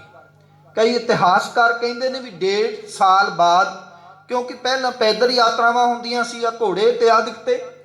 ढाके तो मुड़े ने, पटने कुछ दिन रहे ने, फिर आनंदपुर की धरती ते सतगुरु पहुंच गए। परिवार नूं कह के गए ने जदों असीं चिट्ठी पत्तर घलीए उदों तुसीं आउणा है। 5 साल दे गुरदेव बाल गोबिंद राय आनंदपुर साहिब की धरती ते पहुंचते ने। मानो एक ढंग नाल जदों बच्चे नूं ऐन सुध बुध हुंदी है, वो पहचान करदा है 5 सालां दी उम्र है। जिस दिन अपने पिता नूं वेखण गए, पिता दी गोद विच जा बैठे ने, दीवान इस तरह ही सजिया होया है ते पिता जी कहंदे ने बेटा बड़े साल बाद मिलन लगे हो, मैं चाहुंदा कि तुहाडे माता गुजरी जी, तुहाडे मामा कृपाल चंद जी ने तुहानूं जो सिੱਖਿਆ दिखिया दित्ती है वो मैनूं कुछ सुणाओ ते सही। ये गल याद रखना, अज असी अपने परिवारां विच भुल गए हाँ। सानू अपनी नैतिक जिम्मेवारी निभाउंदियां होइयां अपने बच्चों कोल बैठना चाहिए है, अपने बच्चों नूं प्यार देना चाहिए है, उन्होंने गोद विच बिठा के पूछना चाहिए बेटा जी अज बाणी का केड़ा शब्द चेते किया है, अज केड़ी इतिहास की गाथा याद की है। मेरे उस्ताद प्रोफैसर मनिंदरपाल सिंह जी वो एक गल किया करते ने, वो कहते ने रोज दी एक साखी बच्चों की राखी। जे किसी ने रोज दी एक साखी अपने बच्चों को सुनाई ना, जिस मां ने वो अपने मानों बच्चों की राखी कर रही है। इतिहास दीयां गाथावां सुनानियां बहुत जरूरी ने। पिता गुरु तेग बहादुर पूछते ने बेटा तुहाडे माता ने तुहानूं की सिखाया, मैनूं सुनाओ। कमाल हो गया जी उसने। धन गुरु गोबिंद सिंह महाराज पिता की गोद विच बह के कहंदे ने पिता जी अज जिन्नी खुशी मैनूं अपने पिता नूं मिल के हो रही है 5 साल बाद, उस तो वध खुशी मैनूं गुरु पिता नूं मिल के हो रही है। अज पिता नूं नहीं मिलिया, अज मैं गुरु नूं भी मिलिया हाँ। ते अज मैं ऐलानिया तौर ते कह देना चाहुंदा कि आनंद भया मेरी माए, सतगुरु मैं पाया, सतगुरता पाया, सहज सेती मन वजियां वाधाइयां। उसे वेले ऐलान किया गुरदेव ने, कह लगे अज तो बाद इस नगर खेड़े का नाम नानकी चक नहीं आनंदपुर साहिब होवेगा। इस प्रकार उस माखोवाल का नाम नानकी चक, नानकी चक तो बाद आनंदपुर साहिब पिया, जेड़ा कि साडा अगे चल के जन्म स्थान बनता है खालसे का। खैर आनंदपुर साहिब दे विच जिस स्थान ते अज गुरुद्वारा भौरा साहिब है, उस स्थान ते गुरदेव का अपना घर हुंदा सी। सतगुरु जी नाल ही उस स्थान दे थड़ा साहिब सी, जिन्हों अजकल गुरुद्वारा किला फतेहगढ़ साहिब के नाम नाल जानिया जाता है। एक दिन उत्थे दीवान सजिया होया, गुरदेव बैठे ने ते इन्हां दिनां विच सतगुरु जी याद रखो प्रचारक दौरे भी करके आए ने। प्रचारक दौरियां दे विच सतगुरु जी देश के सारे हालातां तो जाणू ने। ओ औरंगजेब जेड़ा दिल्ली के तख्त ते काबज है, जिसने हिंदुस्तान विच पाबंदी लगा दी कि हिंदुस्तान का हिंदू वड्डे वड्डे धार्मिक जलसे नहीं कर सकता, ਉਹਦੇ नवे मंदिर नहीं उसारे जाणगे, पुराणियां दी मरम्मत नहीं की जाएगी, ਹੌਲੀ ਹੌਲੀ ਇਹਨਾਂ ਨੂੰ ਖਤਮ ਕਰ ਦੇਣਾ। ਉਹਨੇ ਹੋਰ ਜ਼ਿਆਦਾ ਸ਼ਕਤੀ ਵਧਾ ਦਿੱਤੀ ਔਰ ਇੱਥੋਂ ਤੱਕ ਹੁਣ ਤੇ ਕਹਿ ਦਿੱਤਾ ਕਿ ਜ਼ਬਰਨ ਫੜ ਕੇ ਇਹਨਾਂ ਦੇ ਤਿਲਕ ਉਤਾਰ ਦਿੱਤੇ ਜਾਣ, ਇਹਨਾਂ ਨੂੰ ਜਨੇਊ ਨਾ ਪਾਉਣ ਦਿੱਤਾ ਜਾਵੇ, ਇਹਨਾਂ ਦੀਆਂ ਚੋਟੀਆਂ ਕੱਟ ਦਿੱਤੀਆਂ ਜਾਣ, ਮੰਦਰਾਂ ਵਿੱਚ ਦੀਵੇ ਨਹੀਂ ਜਗਾ ਸਕਦੇ। ਇਹ ਪਾਬੰਦੀਆਂ। ਔਰ ਯਾਦ ਰੱਖੋ, ਕਦੇ ਇਹ ਪਾਬੰਦੀਆਂ ਦੇ ਬਾਰੇ ਜੋ ਅੱਜ ਮੁਕੰਮਲ ਤੌਰ ਤੇ ਔਰੰਗਜ਼ੇਬ ਨੇ ਐਲਾਨ ਹੀ ਕਰ ਦਿੱਤਾ, ਕਦੇ ਖਦਸ਼ਾ ਨਹੀਂ, ਖਦਸ਼ਾ ਹੀ ਨਹੀਂ ਪ੍ਰਗਟ ਕੀਤਾ ਸੀ। ਗੁਰੂ ਨਾਨਕ ਸਾਹਿਬ ਕਹਿ ਕੇ ਗਏ ਸਨ, ਭਲਿਓ ਜੇ ਤੁਸੀਂ ਜ਼ਰੂਰਤ ਨਾ ਕੀਤੀ, ਜੇ ਆਵਾਜ਼ ਨਾ ਚੁੱਕੀ ਤੇ ਇਹੀ ਹਾਲਾਤ ਰਹੇ, ਤੇ ਯਾਦ ਰੱਖੋ ਉਹ ਦਿਨ ਦੂਰ ਨਹੀਂ ਜਿਸ ਦਿਨ ਤੁਸੀਂ ਗੁਲਾਮੀ ਦੀਆਂ ਜੰਜੀਰਾਂ ਵਿੱਚ ਡੱਕੇ ਜਾਓਗੇ। ਗੁਰੂ ਨਾਨਕ ਨੇ ਕਿਹਾ ਸੀ, ਜਿਸ ਕੌਮ ਤੇ 3 ਪਾਬੰਦੀਆਂ ਲੱਗ ਜਾਣ ਹਮੇਸ਼ਾ ਵਾਸਤੇ ਗੁਲਾਮ ਹੋ ਜਾਂਦੀ ਹੈ। ਇੱਕ ਖਾਣ ਪੀਣ ਦੀ, ਇੱਕ ਪਹਿਰਾਵੇ ਦੀ, ਇੱਕ ਬੋਲੀ ਦੀ। ਯਾਦ ਰੱਖੋ ਤਿੰਨੇ ਪਾਬੰਦੀਆਂ ਦੇ ਬਾਰੇ ਗੁਰੂ ਨਾਨਕ ਨੇ ਚੇਤਨ ਕੀਤਾ। ਆ ਮੇਰਾ ਖਿਆਲ ਹੁਣੇ ਆਸਾ ਕੀ ਵਾਰ ਹੋਈ ਹੋਣੀ ਹੈ, ਉਦੋਂ ਗੁਰਦੇਵ ਨੇ ਉਹਦੇ ਵਿੱਚ ਰਿਪੀਟ ਕੀਤਾ ਸੀ। ਗੁਰਦੇਵ ਕਹਿੰਦੇ ਨੇ, ਘਰ ਘਰ ਮੀਆਂ ਸਭਨਾ ਜੀਆਂ ਬੋਲੀ ਅਵਰ ਤੁਮਾਰੀ। ਹੁਣ ਘਰ ਘਰ ਵਿੱਚ ਮੀਆਂ ਜੀ ਹੋਣ ਲੱਗ ਪਈ। ਇੱਥੋਂ ਤੱਕ ਕਿ ਆਦਿ ਪੁਰਖ ਕੋ ਅੱਲਾਹ ਕਹੀਏ ਸ਼ੇਖਾ ਆਈ ਵਾਰੀ, ਦੇਵਲ ਦੇਵਤਿਆਂ ਕਰ ਲਾਗਾ ਐਸੀ ਕੀਰਤ ਚਾਲੀ, ਗਊ ਬ੍ਰਾਹਮਣ ਕੋ ਕਰ ਲਾਵੋ। ਜਦੋਂ ਹਾਲਾਤ ਇਹ ਹੋਣ ਕਿ ਗਾਂਵ ਤੇ ਟੈਕਸ ਲੱਗ ਗਿਆ, ਦੇਵਾਲਿਆਂ ਦੇ ਉੱਤੇ ਟੈਕਸ ਲੱਗ ਗਿਆ, ਉਹ ਲੋਕ ਫਿਰ ਵੀ ਚੇਤਨ ਨਾ ਹੋਏ। ਬੋਲੀ ਬਦਲ ਦਿੱਤੀ ਗਈ। ਨੀਲ ਵਸਤਰ ਪਹਿਰ ਹੋਵੇ ਪ੍ਰਵਾਨ, ਗੁਲਾਮੀ ਦੇ ਵਸਤਰ ਪਾਣੇ ਪ੍ਰਵਾਨ ਹੋ ਗਏ। ਅਪਾਖਿਆ ਕਾ ਕੁੱਠਾ ਬੱਕਰਾ ਖਾਣਾ, ਚੌਕੇ ਉੱਪਰ ਕਿਸੇ ਨਾ ਜਾਣਾ। ਕਲਮਾ ਪੜ ਕੇ ਬੱਕਰਾ ਖਾਇਆ ਜਾਂਦਾ ਸੀ। ਗੁਰਦੇਵ ਕਹਿਣਗੇ, ਜੇ ਨਾ ਸੁਧਰੇ, ਜੇ ਨਾ ਹਿੰਮਤ ਕੀਤੀ ਤੇ ਤੁਸੀਂ ਗੁਲਾਮੀ ਦੀਆਂ ਜੰਜੀਰਾਂ ਵਿੱਚ ਜਕੜੇ ਜਾਓਗੇ। ਉਸ ਦਿਨ ਪੰਡਤ ਕਹਿੰਦਾ ਸੀ, ਸਾਡਾ ਕੰਮ ਤੇ ਉਪਦੇਸ਼ ਕਰਨਾ ਹੈ, ਸਾਡਾ ਕੰਮ ਤੇ ਹਲਵਾ ਮੰਡਪ ਇਕੱਠਾ ਕਰਨਾ ਹੈ, ਪੂਜਾ ਦਾ ਕੰਮ ਅਸੀਂ ਤਲਵਾਰ ਨਹੀਂ ਚੁੱਕ ਸਕਦੇ। ਗੁਰਦੇਵ ਕਹਿਣਗੇ, ਜੇ ਤਲਵਾਰ ਨਹੀਂ ਚੁੱਕੋਗੇ ਤੇ ਬਾਬਰ ਵਰਗੇ ਹਮਲਾ ਕਰਕੇ ਆ ਰਹੇ ਨੇ। ਉਹ ਕਹਿਣਗੇ, ਅਸੀਂ ਖੱਤਰੀ ਨੂੰ ਅੱਗੇ ਕੀਤਾ ਹੈ ਕਿ ਖੱਤਰੀ ਤਲਵਾਰ ਚੁੱਕੇਗਾ।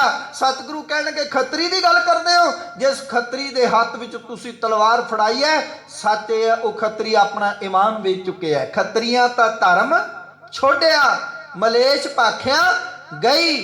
ਕਹਿਣਗੇ, ਉਹ ਖੱਤਰੀ ਆਪਣਾ ਈਮਾਨ ਵੇਚ ਚੁੱਕਿਆ, ਧਰਮ ਵੇਚ ਚੁੱਕਿਆ, ਉਹਦੇ ਵਿੱਚ ਹੁਣ ਹਿੰਮਤ ਨਹੀਂ ਜਿਹੜਾ ਕਿ ਤਲਵਾਰ ਚੁੱਕ ਸਕੇ। ਤੇ ਗੁਰੂ ਨਾਨਕ ਨੇ ਕਿਹਾ ਸੀ, ਉਹ ਦਿਨ ਦੂਰ ਨਹੀਂ, ਜੇ ਇਹੀ ਹਾਲਾਤ ਰਹੇ ਤਾਂ ਤੁਸੀਂ ਗੁਲਾਮੀ ਦੀਆਂ ਜੰਜੀਰਾਂ ਵਿੱਚ ਜਕੜੇ ਜਾਓਗੇ। ਸਮਾਂ ਆਪਣੀ ਚਾਲੇ ਚੱਲਿਆ।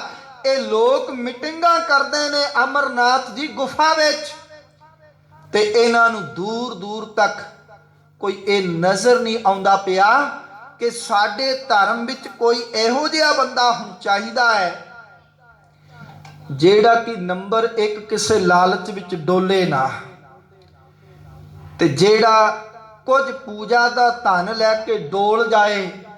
ਉਹ ਔਰੰਗਜ਼ੇਬ ਦੇ ਸਾਹਮਣੇ, ਤਲਵਾਰ ਸਾਹਮਣੇ ਕਿਵੇਂ ਖੜ ਸਕਦਾ ਸੀ? ਨੰਬਰ 2, ਜਿਹੜਾ ਕੁਝ ਵਿਕੇ ਨਾ, ਜਿਹੜਾ ਕੁਝ ਧਨ ਬਦਲੇ ਡੋਲੇ ਨਾ, ਅਡੋਲ ਹੋਵੇ।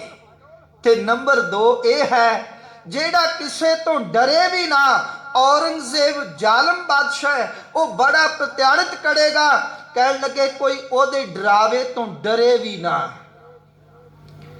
ਤੇ ਕਹਿਣ ਲੱਗੇ, ਜਿਹੜੇ ਬੰਦੇ ਰਿਸ਼ਵਤਖੋਰ ਹੁੰਦੇ ਨੇ ਉਹਨਾਂ ਦੇ ਅੰਦਰ ਤਾਂ ਮੌਤ ਦਾ ਭੈ ਹੀ ਹੁੰਦਾ, ਕਿਉਂਕਿ ਉਹ ਤਾਂ ਕਮਾਈ ਇਸ ਕਰਕੇ ਰਿਹਾ, ਮੇਰਾ ਪਰਿਵਾਰ ਪਲੇ।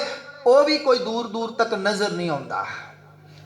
ਇਹ ਕਹਿਣ ਲੱਗੇ, ਅਗਲੀ ਮੀਟਿੰਗ ਮਟਨ ਸਾਹਿਬ ਦੇ ਸਥਾਨ ਤੇ ਹੋਏਗੀ।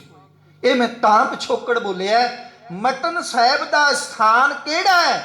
ਯਾਦ ਰੱਖੋ, ਗੁਰੂ ਨਾਨਕ ਸਾਹਿਬ ਕਸ਼ਮੀਰ ਦੇ ਵਿੱਚ ਜਦੋਂ ਬ੍ਰਹਮਦਾਸ ਨੂੰ ਮਿਲਦੇ ਨੇ ਤੇ ਸਤਿਗੁਰੂ ਜੀ ਪੰਡਿਤ ਬ੍ਰਹਮਦਾਸ ਨਾਲ ਚਰਚਾ ਕਰਦੇ ਨੇ। ਜਿਹੜਾ ਸ਼ਲੋਕ ਕੇ ਪੜ ਪੜ ਗੱਡੀ ਲਦੀਆ ਵਾਲਾ, ਬ੍ਰਹਮਦਾਸ ਦਾ ਅੱਗੇ ਪੁੱਤਰ ਹੈ ਕਿਰਪਾ, ब्रह्मदास का अगे पुत्र है नारायण दास। नारायण दास का पोतरा ते पड़ पोता है कृपा राम। मटन साहिब की धरती ते रहिंदा कृपा राम ते कृपा राम गाहे वगाए संस्कृत विद्या पढ़ाउण वास्ते आउंदा आनंदपुर साहिब की धरती ते कृपा राम ने यह गल कही, मैं एक सतगुरु नूं जानदा है गुरु नानक साहिब दे नौवें सतगुरु गुरु तेग बहादुर साहिब नूं, ਜਿਹੜੇ ਡੋਲਣਗੇ ਵੀ ਨਹੀਂ ਕਿਸੇ ਲਾਲਚ ਨੂੰ ਵੇਖ ਕੇ, ਜਿਹੜੇ ਭੈ ਭੀਤ ਵੀ ਨਹੀਂ ਹੋਣਗੇ ਅਤੇ ਤੁਹਾਡੀ ਬਾਹ ਵੀ ਫੜਨਗੇ। ਉਸ ਦਿਨ 16 ਬ੍ਰਾਹਮਣਾਂ ਦਾ ਵਫਦ ਗਲ ਵਿੱਚ ਪੱਲਾ ਪਾ ਕੇ ਅੱਖਾਂ ਵਿੱਚ ਅਥਰੂ ਲੈ ਕੇ ਆਪਣੀ ਲੁੱਟਦੀ ਹੋਈ ਅਜ਼ਮਤ ਨੂੰ ਵੇਖਦਿਆਂ ਹੋਇਆਂ ਗੁਰੂ ਤੇਗ ਬਹਾਦਰ ਸਾਹਿਬ ਦੇ ਸਾਹਮਣੇ ਫਰਿਆਦੀ ਹੁੰਦੇ ਨੇ ਤੇ ਇੱਕੋ ਗੱਲ ਕਹਿੰਦੇ ਨੇ ਕਿਰਪਾ ਰਾਮ ਦੀ ਅਗਵਾਈ ਵਿੱਚ ਕਿ ਦੁਖੀ ਬਿਪਰ ਚੱਲ ਆਏ ਪੁਰੀ ਆਨੰਦ, ਬਾਂਹ ਸਾਡੀ ਪਕੜੀ ਹੈ ਸ੍ਰੀ ਹਰਗੋਬਿੰਦ ਕੇ ਨੰਦ। ਅਸੀਂ ਦੁਖੀ ਹਾਂ, ਅਸੀਂ ਦੁਖਿਆਰੇ ਹਾਂ, ਅਸੀਂ ਬੜੀ ਆਸ ਨਾਲ ਤੁਹਾਡੀ ਸ਼ਰਨ ਵਿੱਚ ਆਏ ਹਾਂ, ਕਿਉਂ ਸਾਨੂੰ ਪਤਾ ਹੈ जब ही शरण गही कृपानित गज ग्रह ते छूटा। वो कहते ने कदे शरण लई सी हाथी ने ओनू जे छड़ाया ते ओ पार ब्रह्म दे रूप विच तैंदुए तो तुसी छड़ाया। कहन लगे कदे शरण लई सी द्रौपदी ने जे ओनू भी छड़ाया ते तुसी छड़ाया। कृपा करो साडे वास्ते तां हुण तुसी ही भगवान हो, तुसी साडे रब हो, साडी बांह फड़ लो। ये गुरु नानक दा घर है, जो शरण आवे ते कंठ लावे। ये बिरद स्वामी संधा मेरे सतगुरु जी ने कह दिता। उस वेले भरे दीवान दे विच गुरु तेग बहादुर साहिब जी ने जो भट्ट चांद लिखते ने, चित चरण कमल का आसरा, चित चरण कमल संग जोड़िए, मन लोचे बुराइयां गुर शब्दी ए मन होड़िए, बाह जिन्हां दी पकड़िए सिर दीजे बाह न छोड़िए, सिर दीजे बाह न छोड़िए। उस वेले ये गल भी चली कि सतगुरु जी ने गुरता गद्दी दा वारस भी लभना है, जो कोख जो सिद्धांत पिछों चलता आ रहा सी उस सिद्धांत नूं कायम भी रखना है। सिखा पुत्रा घोक के सब उम्मत वेखो के क्यों वाली गल अज याद रखो। गुरता गद्दी पुत्र नूं नहीं प्राप्त होई। लोग कहते ने पुत्रा नूं प्राप्त होई, नहीं, गुरता गद्दी उस नूं प्राप्त होई जिहड़ा गुरता गद्दी दे योग है। पर किथे भी हुई जदों कश्मीरी ब्राह्मण रोए ते उन्हां ने आखिया गुरु गोबिंद सिंह महाराज कोल बैठे ने, कहणगे पिता जी की मंगते ने, कहणगे औरंगजेब ने शर्तां रखियां ने। ते इको ही गल इन्हां दी मीटिंग विच पास हुई है भी कोई महापुरुष अपने शीश दा बलिदान देवे ते इन्हां दा धर्म बच सकदा है, नहीं तो औरंगजेब इन्हां नूं सारे नूं मुसलमान धर्म विच कन्वर्ट कर देगा। उस वेले 9 साल दे सतगुरु गुरु गोबिंद सिंह महाराज कहंदे ने पिता जी तुहाडे तो वड्डा होर महापुरुष कौन हो सकता है, जाओ इन्हां दे धर्म दी लाज बचाओ। सतगुरु जी ने गुरता गति दीयां रस्मां अदा कीतियां, भावें कि रस्मी तौर पर जिस दिन सतगुरु का सीस जाता है उस दिन गुरदेव गुरता गद्दी ते सुभाईमान हुंदे ने। पर गुरु नानक दी ओ परंपरा सैटिका दितोस जीवदा अपने जीवदे जी गुरता गद्दी ते सुभाईमान करके सतगुरु तुरे हन। सिख नूं किसे भंबल भूसे का शिकार नहीं होण दिता।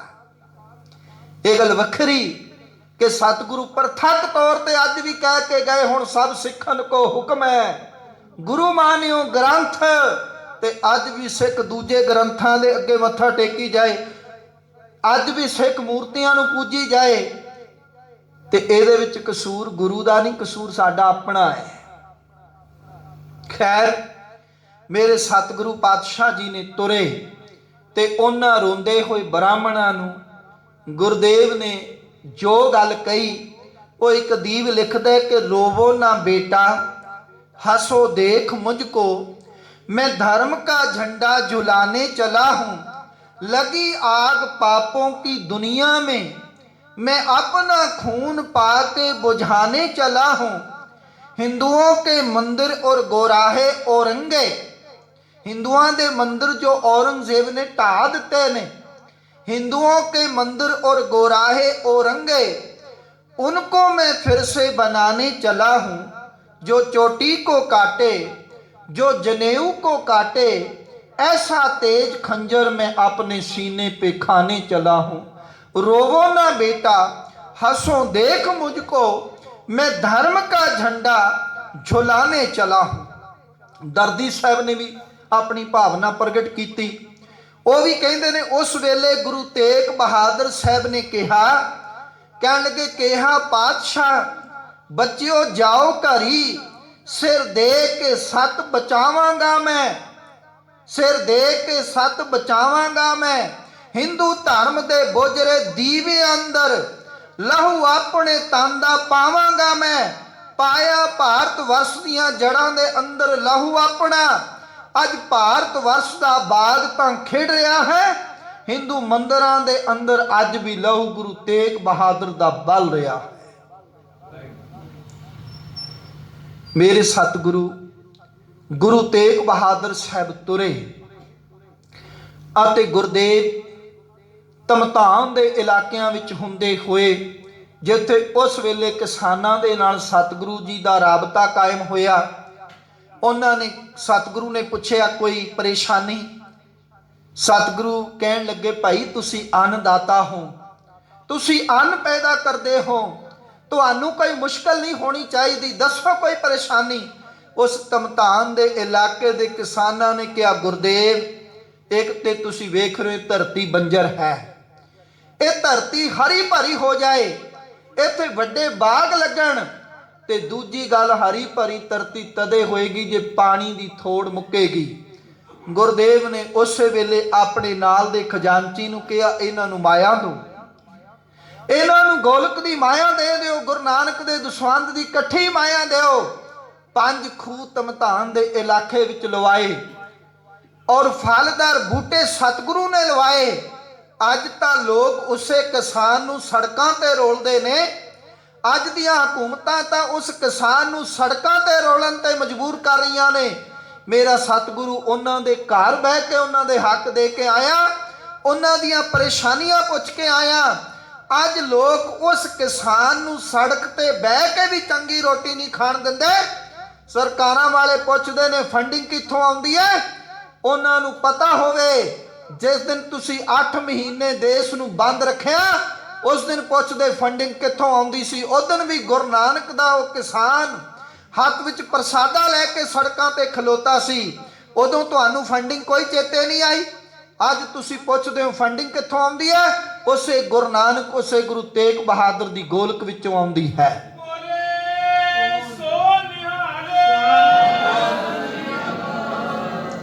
मेरे गुरदेव पातशाह आगरे तो चले, दिल्ली चांदनी चौक विच गिरफ्तारी हुंदी है अते जलात सामने आउंदा है, काजी सामने आउंदा है। भावें इतिहासकार ये कहंदे ने औरंगजेब उस दिन दिल्ली तो बाहर सी। ये गल हुंदी है प्यारिओ, जहांगीर भी जिस दिन गुरु तेग बहादुर गुरु अर्जन साहब नूं तत्ती तवी ते हुक्म तां दिंदा है, पर वो आप लाहौर तो बेखबर है, लाहौर तो दूर है। औरंगजेब भी हुक्म तां शहादत दा दिंदा है, पर वो डरपोक सामना नहीं कर सकता। क्यों? क्योंकि गुरु तेग बहादुर साहब कह के तुरे ने, औरंगजेब तू सरमद वर्गियां दा बड़ा लहू वाया, तू अपने पिता दा लहू बहाया, अपने पिता दा कातल, अपनी भैन दा कातल, तू इन्ना लहू बहा के भी याद रख तू हजे प्यासा है। हुण गुरु तेग बहादुर साहब आ रहा है। उस दिन गुरु तेग बहादुर साहब ने औरंगजेब नूं मुखातब करके कहा, एक अदीब कहंदे मेरी सरफरोस्ती दा हसर की नहीं होना, मौत दा फरिश्ता बन के ते तो जी नहीं होना, तू इन्ना खून पी के भी मैनू प्यासा जापदा है, मैं इन्ना खून बहावांगा कि ते तो पी नहीं होना, ते तो पी नहीं होना। सतगुरु दे नाल सिंह भी आए। गुरु तेग बहादुर साहब तो पहला इतिहास बहुत लंबेरा, समा समाप्त है, आप सारे जानते हो। भाई मती दास जी नूं चांदनी चौक विच फटियां विच जकड़िया गया, आरा शीश ते टकाया गया, अंतिम इच्छा पुछी जाती है। भाई साहब इको गल कहंदे ने कि मेरा मुख मेरे सतगुरु वाल होवे ताकि मैं इन्हां शब्दां दी व्याख्या करके जावां। करवत भला न करवट तेरी, लाग गले सुन बेनती मेरी, हो वारी मुख फेर प्यारे, करवट दे मुख काहे को मारे। दुफाड़ कर दिता गया। भाई दयाला जी नूं उबलदी देग विच बिठाया, काजी कोल आया, पानी गर्म होया, वो कहंदे सैद दयाला उबलदी देग विच बह के कोई तत्ते बचन आखेगा, एक गल कह देगा भी सामने पिंजरे विच पए सतगुरु मेरे नहीं। जिस कारण सतगुरु दे कारण ये उबलदी देग विच शायद दो लफ्ज कह दे असीं देग तो बाहर कढ लवांगे, पर कमाल तां हो गई जदों वो काजी अब्दुल रहाक सामने आउंदा है। भाई दयाला जी नूं पुछदा है तुसीं कोई बोल आखना चाहुंदे हो, तुहाडी कोई ख्वाहिश? भाई दयाला जी कहंदे ने हाँ इको ही ख्वाहिश है, मैं भी अपने वड्डे वीर भाई मती दास वांग अपने गुरु दे सन्मुख रह के शहादत दा जाम पींदिया होया इन्हां शब्दां दी व्याख्या करके जाना चाहुंदा। सोए सुहंदड़ी मेरा तन मन मौला, नाम जपंदड़ी लाली, पंद जुलंदड़ी मेरा अंदर ठंडा, गुरदर्शन देख निहाली। भाई सती दास जो भाई मती दास दे सके भरा सन, उन्हां नूं रूह विच वलेटिया गया ते उन्हां दे भी सामने गुरु तेग बहादुर साहब ने उन्हां नूं जदों पुछया तुहाडी कोई ख्वाहिश, कहणगे इको ही है। ये रूह लपेट रहे हो, सारे तन ते मुबारक है लपेट दिओ, पर एक थां छड़ दिओ। कहणगे वो केड़ी? कहणगे इन्हां अखां ते रूह नाल लपेटिओ, इन्हां नेत्रां ते रूह नाल लपेटिओ। काजी पुछदा क्यों? कहण लगे बस एक ही ख्वाहिश है, इन्हां दिदारियां नूं इन्हां दीदियां नूं इको ही ख्वाहिश है कि तू चो सज्जन मेंढिया देई सिस उतार, नैन महिंजे तरस दे कद पसी दीदार। ये गुरदेव दे दिदारे तकदे होए शहादत दा जाम पीना चाहुंदा।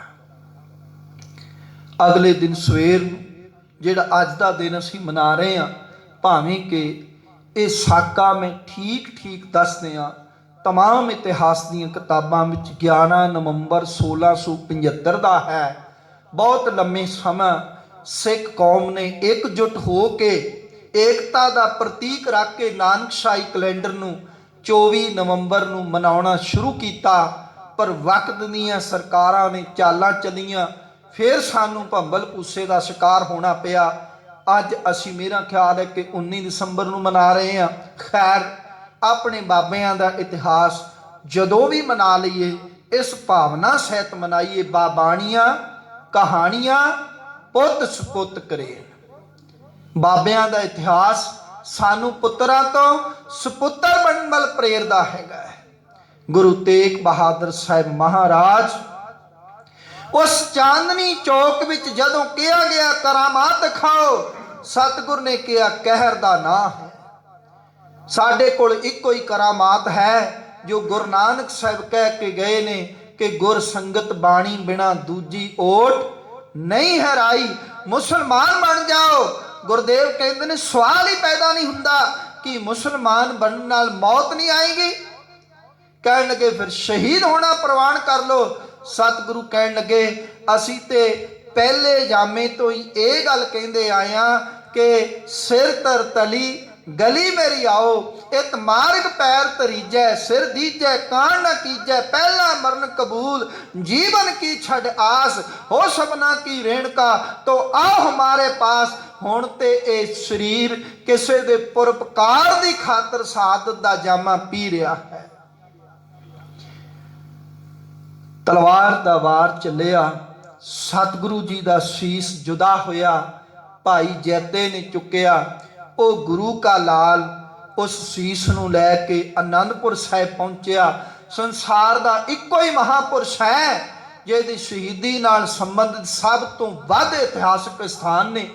ਤਿੰਨ ਕੁ ਦੀ ਗੱਲ ਚੱਲਦੀ ਹੈ, ਪਰ ਯਾਦ ਰੱਖੋ ਗੁਰਦੁਆਰਾ ਸੀਸਗੰਜ ਸਾਹਿਬ ਅੰਬਾਲੇ ਦੀ ਧਰਤੀ ਤੇ ਵੀ ਹੈ। ਉਹ ਪੜਾ ਦਰ ਪੜਾ ਗਏ ਸਿੰਘ ਜਿਹੜੇ ਸੀਸ ਲੈ ਕੇ ਗਏ। ਖੈਰ, ਗੁਰਦੁਆਰਾ ਸੀਸਗੰਜ ਸਾਹਿਬ ਜਿੱਥੇ ਸ਼ਹਾਦਤ ਦਾ ਜਾਮ ਪੀਤਾ, ਗੁਰਦੁਆਰਾ ਸੀਸਗੰਜ ਆਨੰਦਪੁਰ ਸਾਹਿਬ ਜਿੱਥੇ ਗੁਰੂ ਗੋਬਿੰਦ ਸਿੰਘ ਆਪਣੇ ਪਿਤਾ ਦੇ ਸੀਸ ਦਾ ਸੰਸਕਾਰ ਕਰਦੇ ਨੇ, ਗੁਰਦੁਆਰਾ ਰਕਾਬਗੰਜ ਸਾਹਿਬ ਜਿੱਥੇ ਧੜ ਦਾ ਸੰਸਕਾਰ ਹੁੰਦਾ ਹੈ। ਮੇਰੇ ਸਤਿਗੁਰੂ ਦੇ ਬਾਬਤ ਫਿਰ ਮੈਂ ਆਪਣੇ ਉਸਤਾਦ ਜੀ ਦੇ ਪਿਤਾ ਜੀ ਦੇ ਕਹੇ ਹੋਏ ਬੋਲ ਕਹਿ ਕੇ ਸਮਾਪਤੀ ਕਰਾਂ ਔਰ ਗੁਰੂ ਤੇਗ ਬਹਾਦਰ ਸਾਹਿਬ ਜੀ ਦੀ ਸਮੁੱਚੀ ਸ਼ਹਾਦਤ ਨੂੰ ਪ੍ਰਣਾਮ ਕਰੀਏ। ਗੁੰਚਾ ਸਾਹਿਬ ਕਹਿੰਦੇ ਨੇ ਕਿ ਬੁੱਲੇ ਸ਼ਾਹ ਦੀ ਕਲਮ ਵਿੱਚੋਂ ਹੋਇਆ ਇੰਜ ਇਜ਼ਹਾਰ ਨਾ ਹੁੰਦਾ, ਜੋ ਕੁਝ ਅੱਖਾਂ ਵੇਖ ਰਹੀਆਂ ਨੇ ਐਸਾ ਕੋਈ ਪਾਸਾਰ ਨਾ ਹੁੰਦਾ। ਅੱਜ ਅੱਖਾਂ ਤੁਹਾਡੇ ਸਾਹਮਣੇ ਵੇਖ ਰਹੀ, ਦਿੱਲੀ ਦੇ ਬਾਰਡਰਾਂ ਤੇ ਹਿੰਦੂ ਵੀਰ ਵੀ, ਮੁਸਲਮਾਨ ਵੀਰ ਵੀ, ਸਿੱਖ ਵੀ ਐਨ ਸਿਰ ਜੋੜ ਕੇ ਬੈਠੇ ਹੋਏ ਨੇ। ਹਕੂਮਤਾਂ ਵਾਲੇ ਪਰੇਸ਼ਾਨ ਨੇ ਕਿ ਵੀ ਅਸੀਂ ਤੇ ਲੜਾਉਣਾ ਚਾਹੁੰਦੇ ਸੀ, ਪਰ ਇਹ ਆਪਸ ਵਿੱਚ ਇਕਜੁੱਟ ਪਿਆਰ ਦਾ ਜਿਹੜਾ ਸਬੂਤ ਦਿੰਦੇ ਇਕੱਠੇ ਬੈਠੇ ਨੇ। ਇਹ ਦੇਣ ਕਿਹਦੀ ਹੈ? ਬੁੱਲੇ ਸ਼ਾਹ ਦੀ ਕਲਮ ਵਿੱਚੋਂ ਹੋਇਆ ਇੰਜ ਇਜ਼ਹਾਰ ਨਾ ਹੁੰਦਾ, ਜੋ ਕੁਝ ਅੱਖਾਂ ਵੇਖ ਰਹੀਆਂ ਨੇ ਐਸਾ ਕੋਈ ਪਾਸਾਰ ਨਾ ਹੁੰਦਾ। ਨਾ ਕੋਈ ਰਾਮ ਉਸ ਪਾਸਕ ਹੁੰਦਾ, ਜਪਦਾ ਕੋਈ ਮੁਰਾਰ ਨਾ ਹੁੰਦਾ। ਨਾ ਕੋਈ ਰਾਮ ਉਪਾਸਕ ਹੁੰਦਾ, ਜਪਦਾ ਕੋਈ ਮੁਰਾਰ ਨਾ ਹੁੰਦਾ। ਨਾ ਹੁੰਦੇ ਇੱਥੇ ਜਗਰਾਤੇ, ਨਾ ਹੁੰਦੇ ਇੱਥੇ ਜਗਰਾਤੇ, ਮਾਤਾ ਦਾ ਦਰਬਾਰ ਨਾ ਹੁੰਦਾ।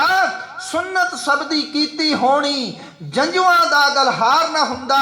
ਸੁਨਤ ਸਬਦੀ ਕੀਤੀ ਹੋਣੀ, ਜੰਜੂਆਂ ਦਾ ਗਲਹਾਰ ਨਾ ਹੁੰਦਾ। ਜੇ ਤੇਗ ਬਹਾਦਰ ਅਵਤਾਰ ਨਾ ਹੁੰਦਾ, ਹਿੰਦ ਦਾ ਬੇੜਾ ਪਾਰ ਨਾ ਹੁੰਦਾ। ਜੇ ਤੇਗ ਬਹਾਦਰ ਅਵਤਾਰ ਨਾ ਹੁੰਦਾ, ਹਿੰਦ ਦਾ ਬੇੜਾ ਪਾਰ ਨਾ ਹੁੰਦਾ।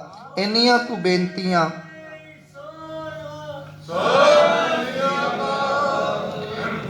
ਬੇਨਤੀਆਂ ਪ੍ਰਵਾਨ ਕਰਿਆ ਜੇ। ਹੋਈਆਂ ਬੇਅੰਤ ਪ੍ਰਕਾਰ ਦੀਆਂ ਭੁੱਲਾਂ ਬਖਸ਼ ਲੈਣੀਆਂ ਜੀ। ਸਤਿਗੁਰੂ ਜੀ ਦੀ ਵਿਚਾਰ ਜਾਣ ਕੇ ਆਪਣੇ ਹਿਰਦੇ ਵਿੱਚ ਵਸਾਇਓ।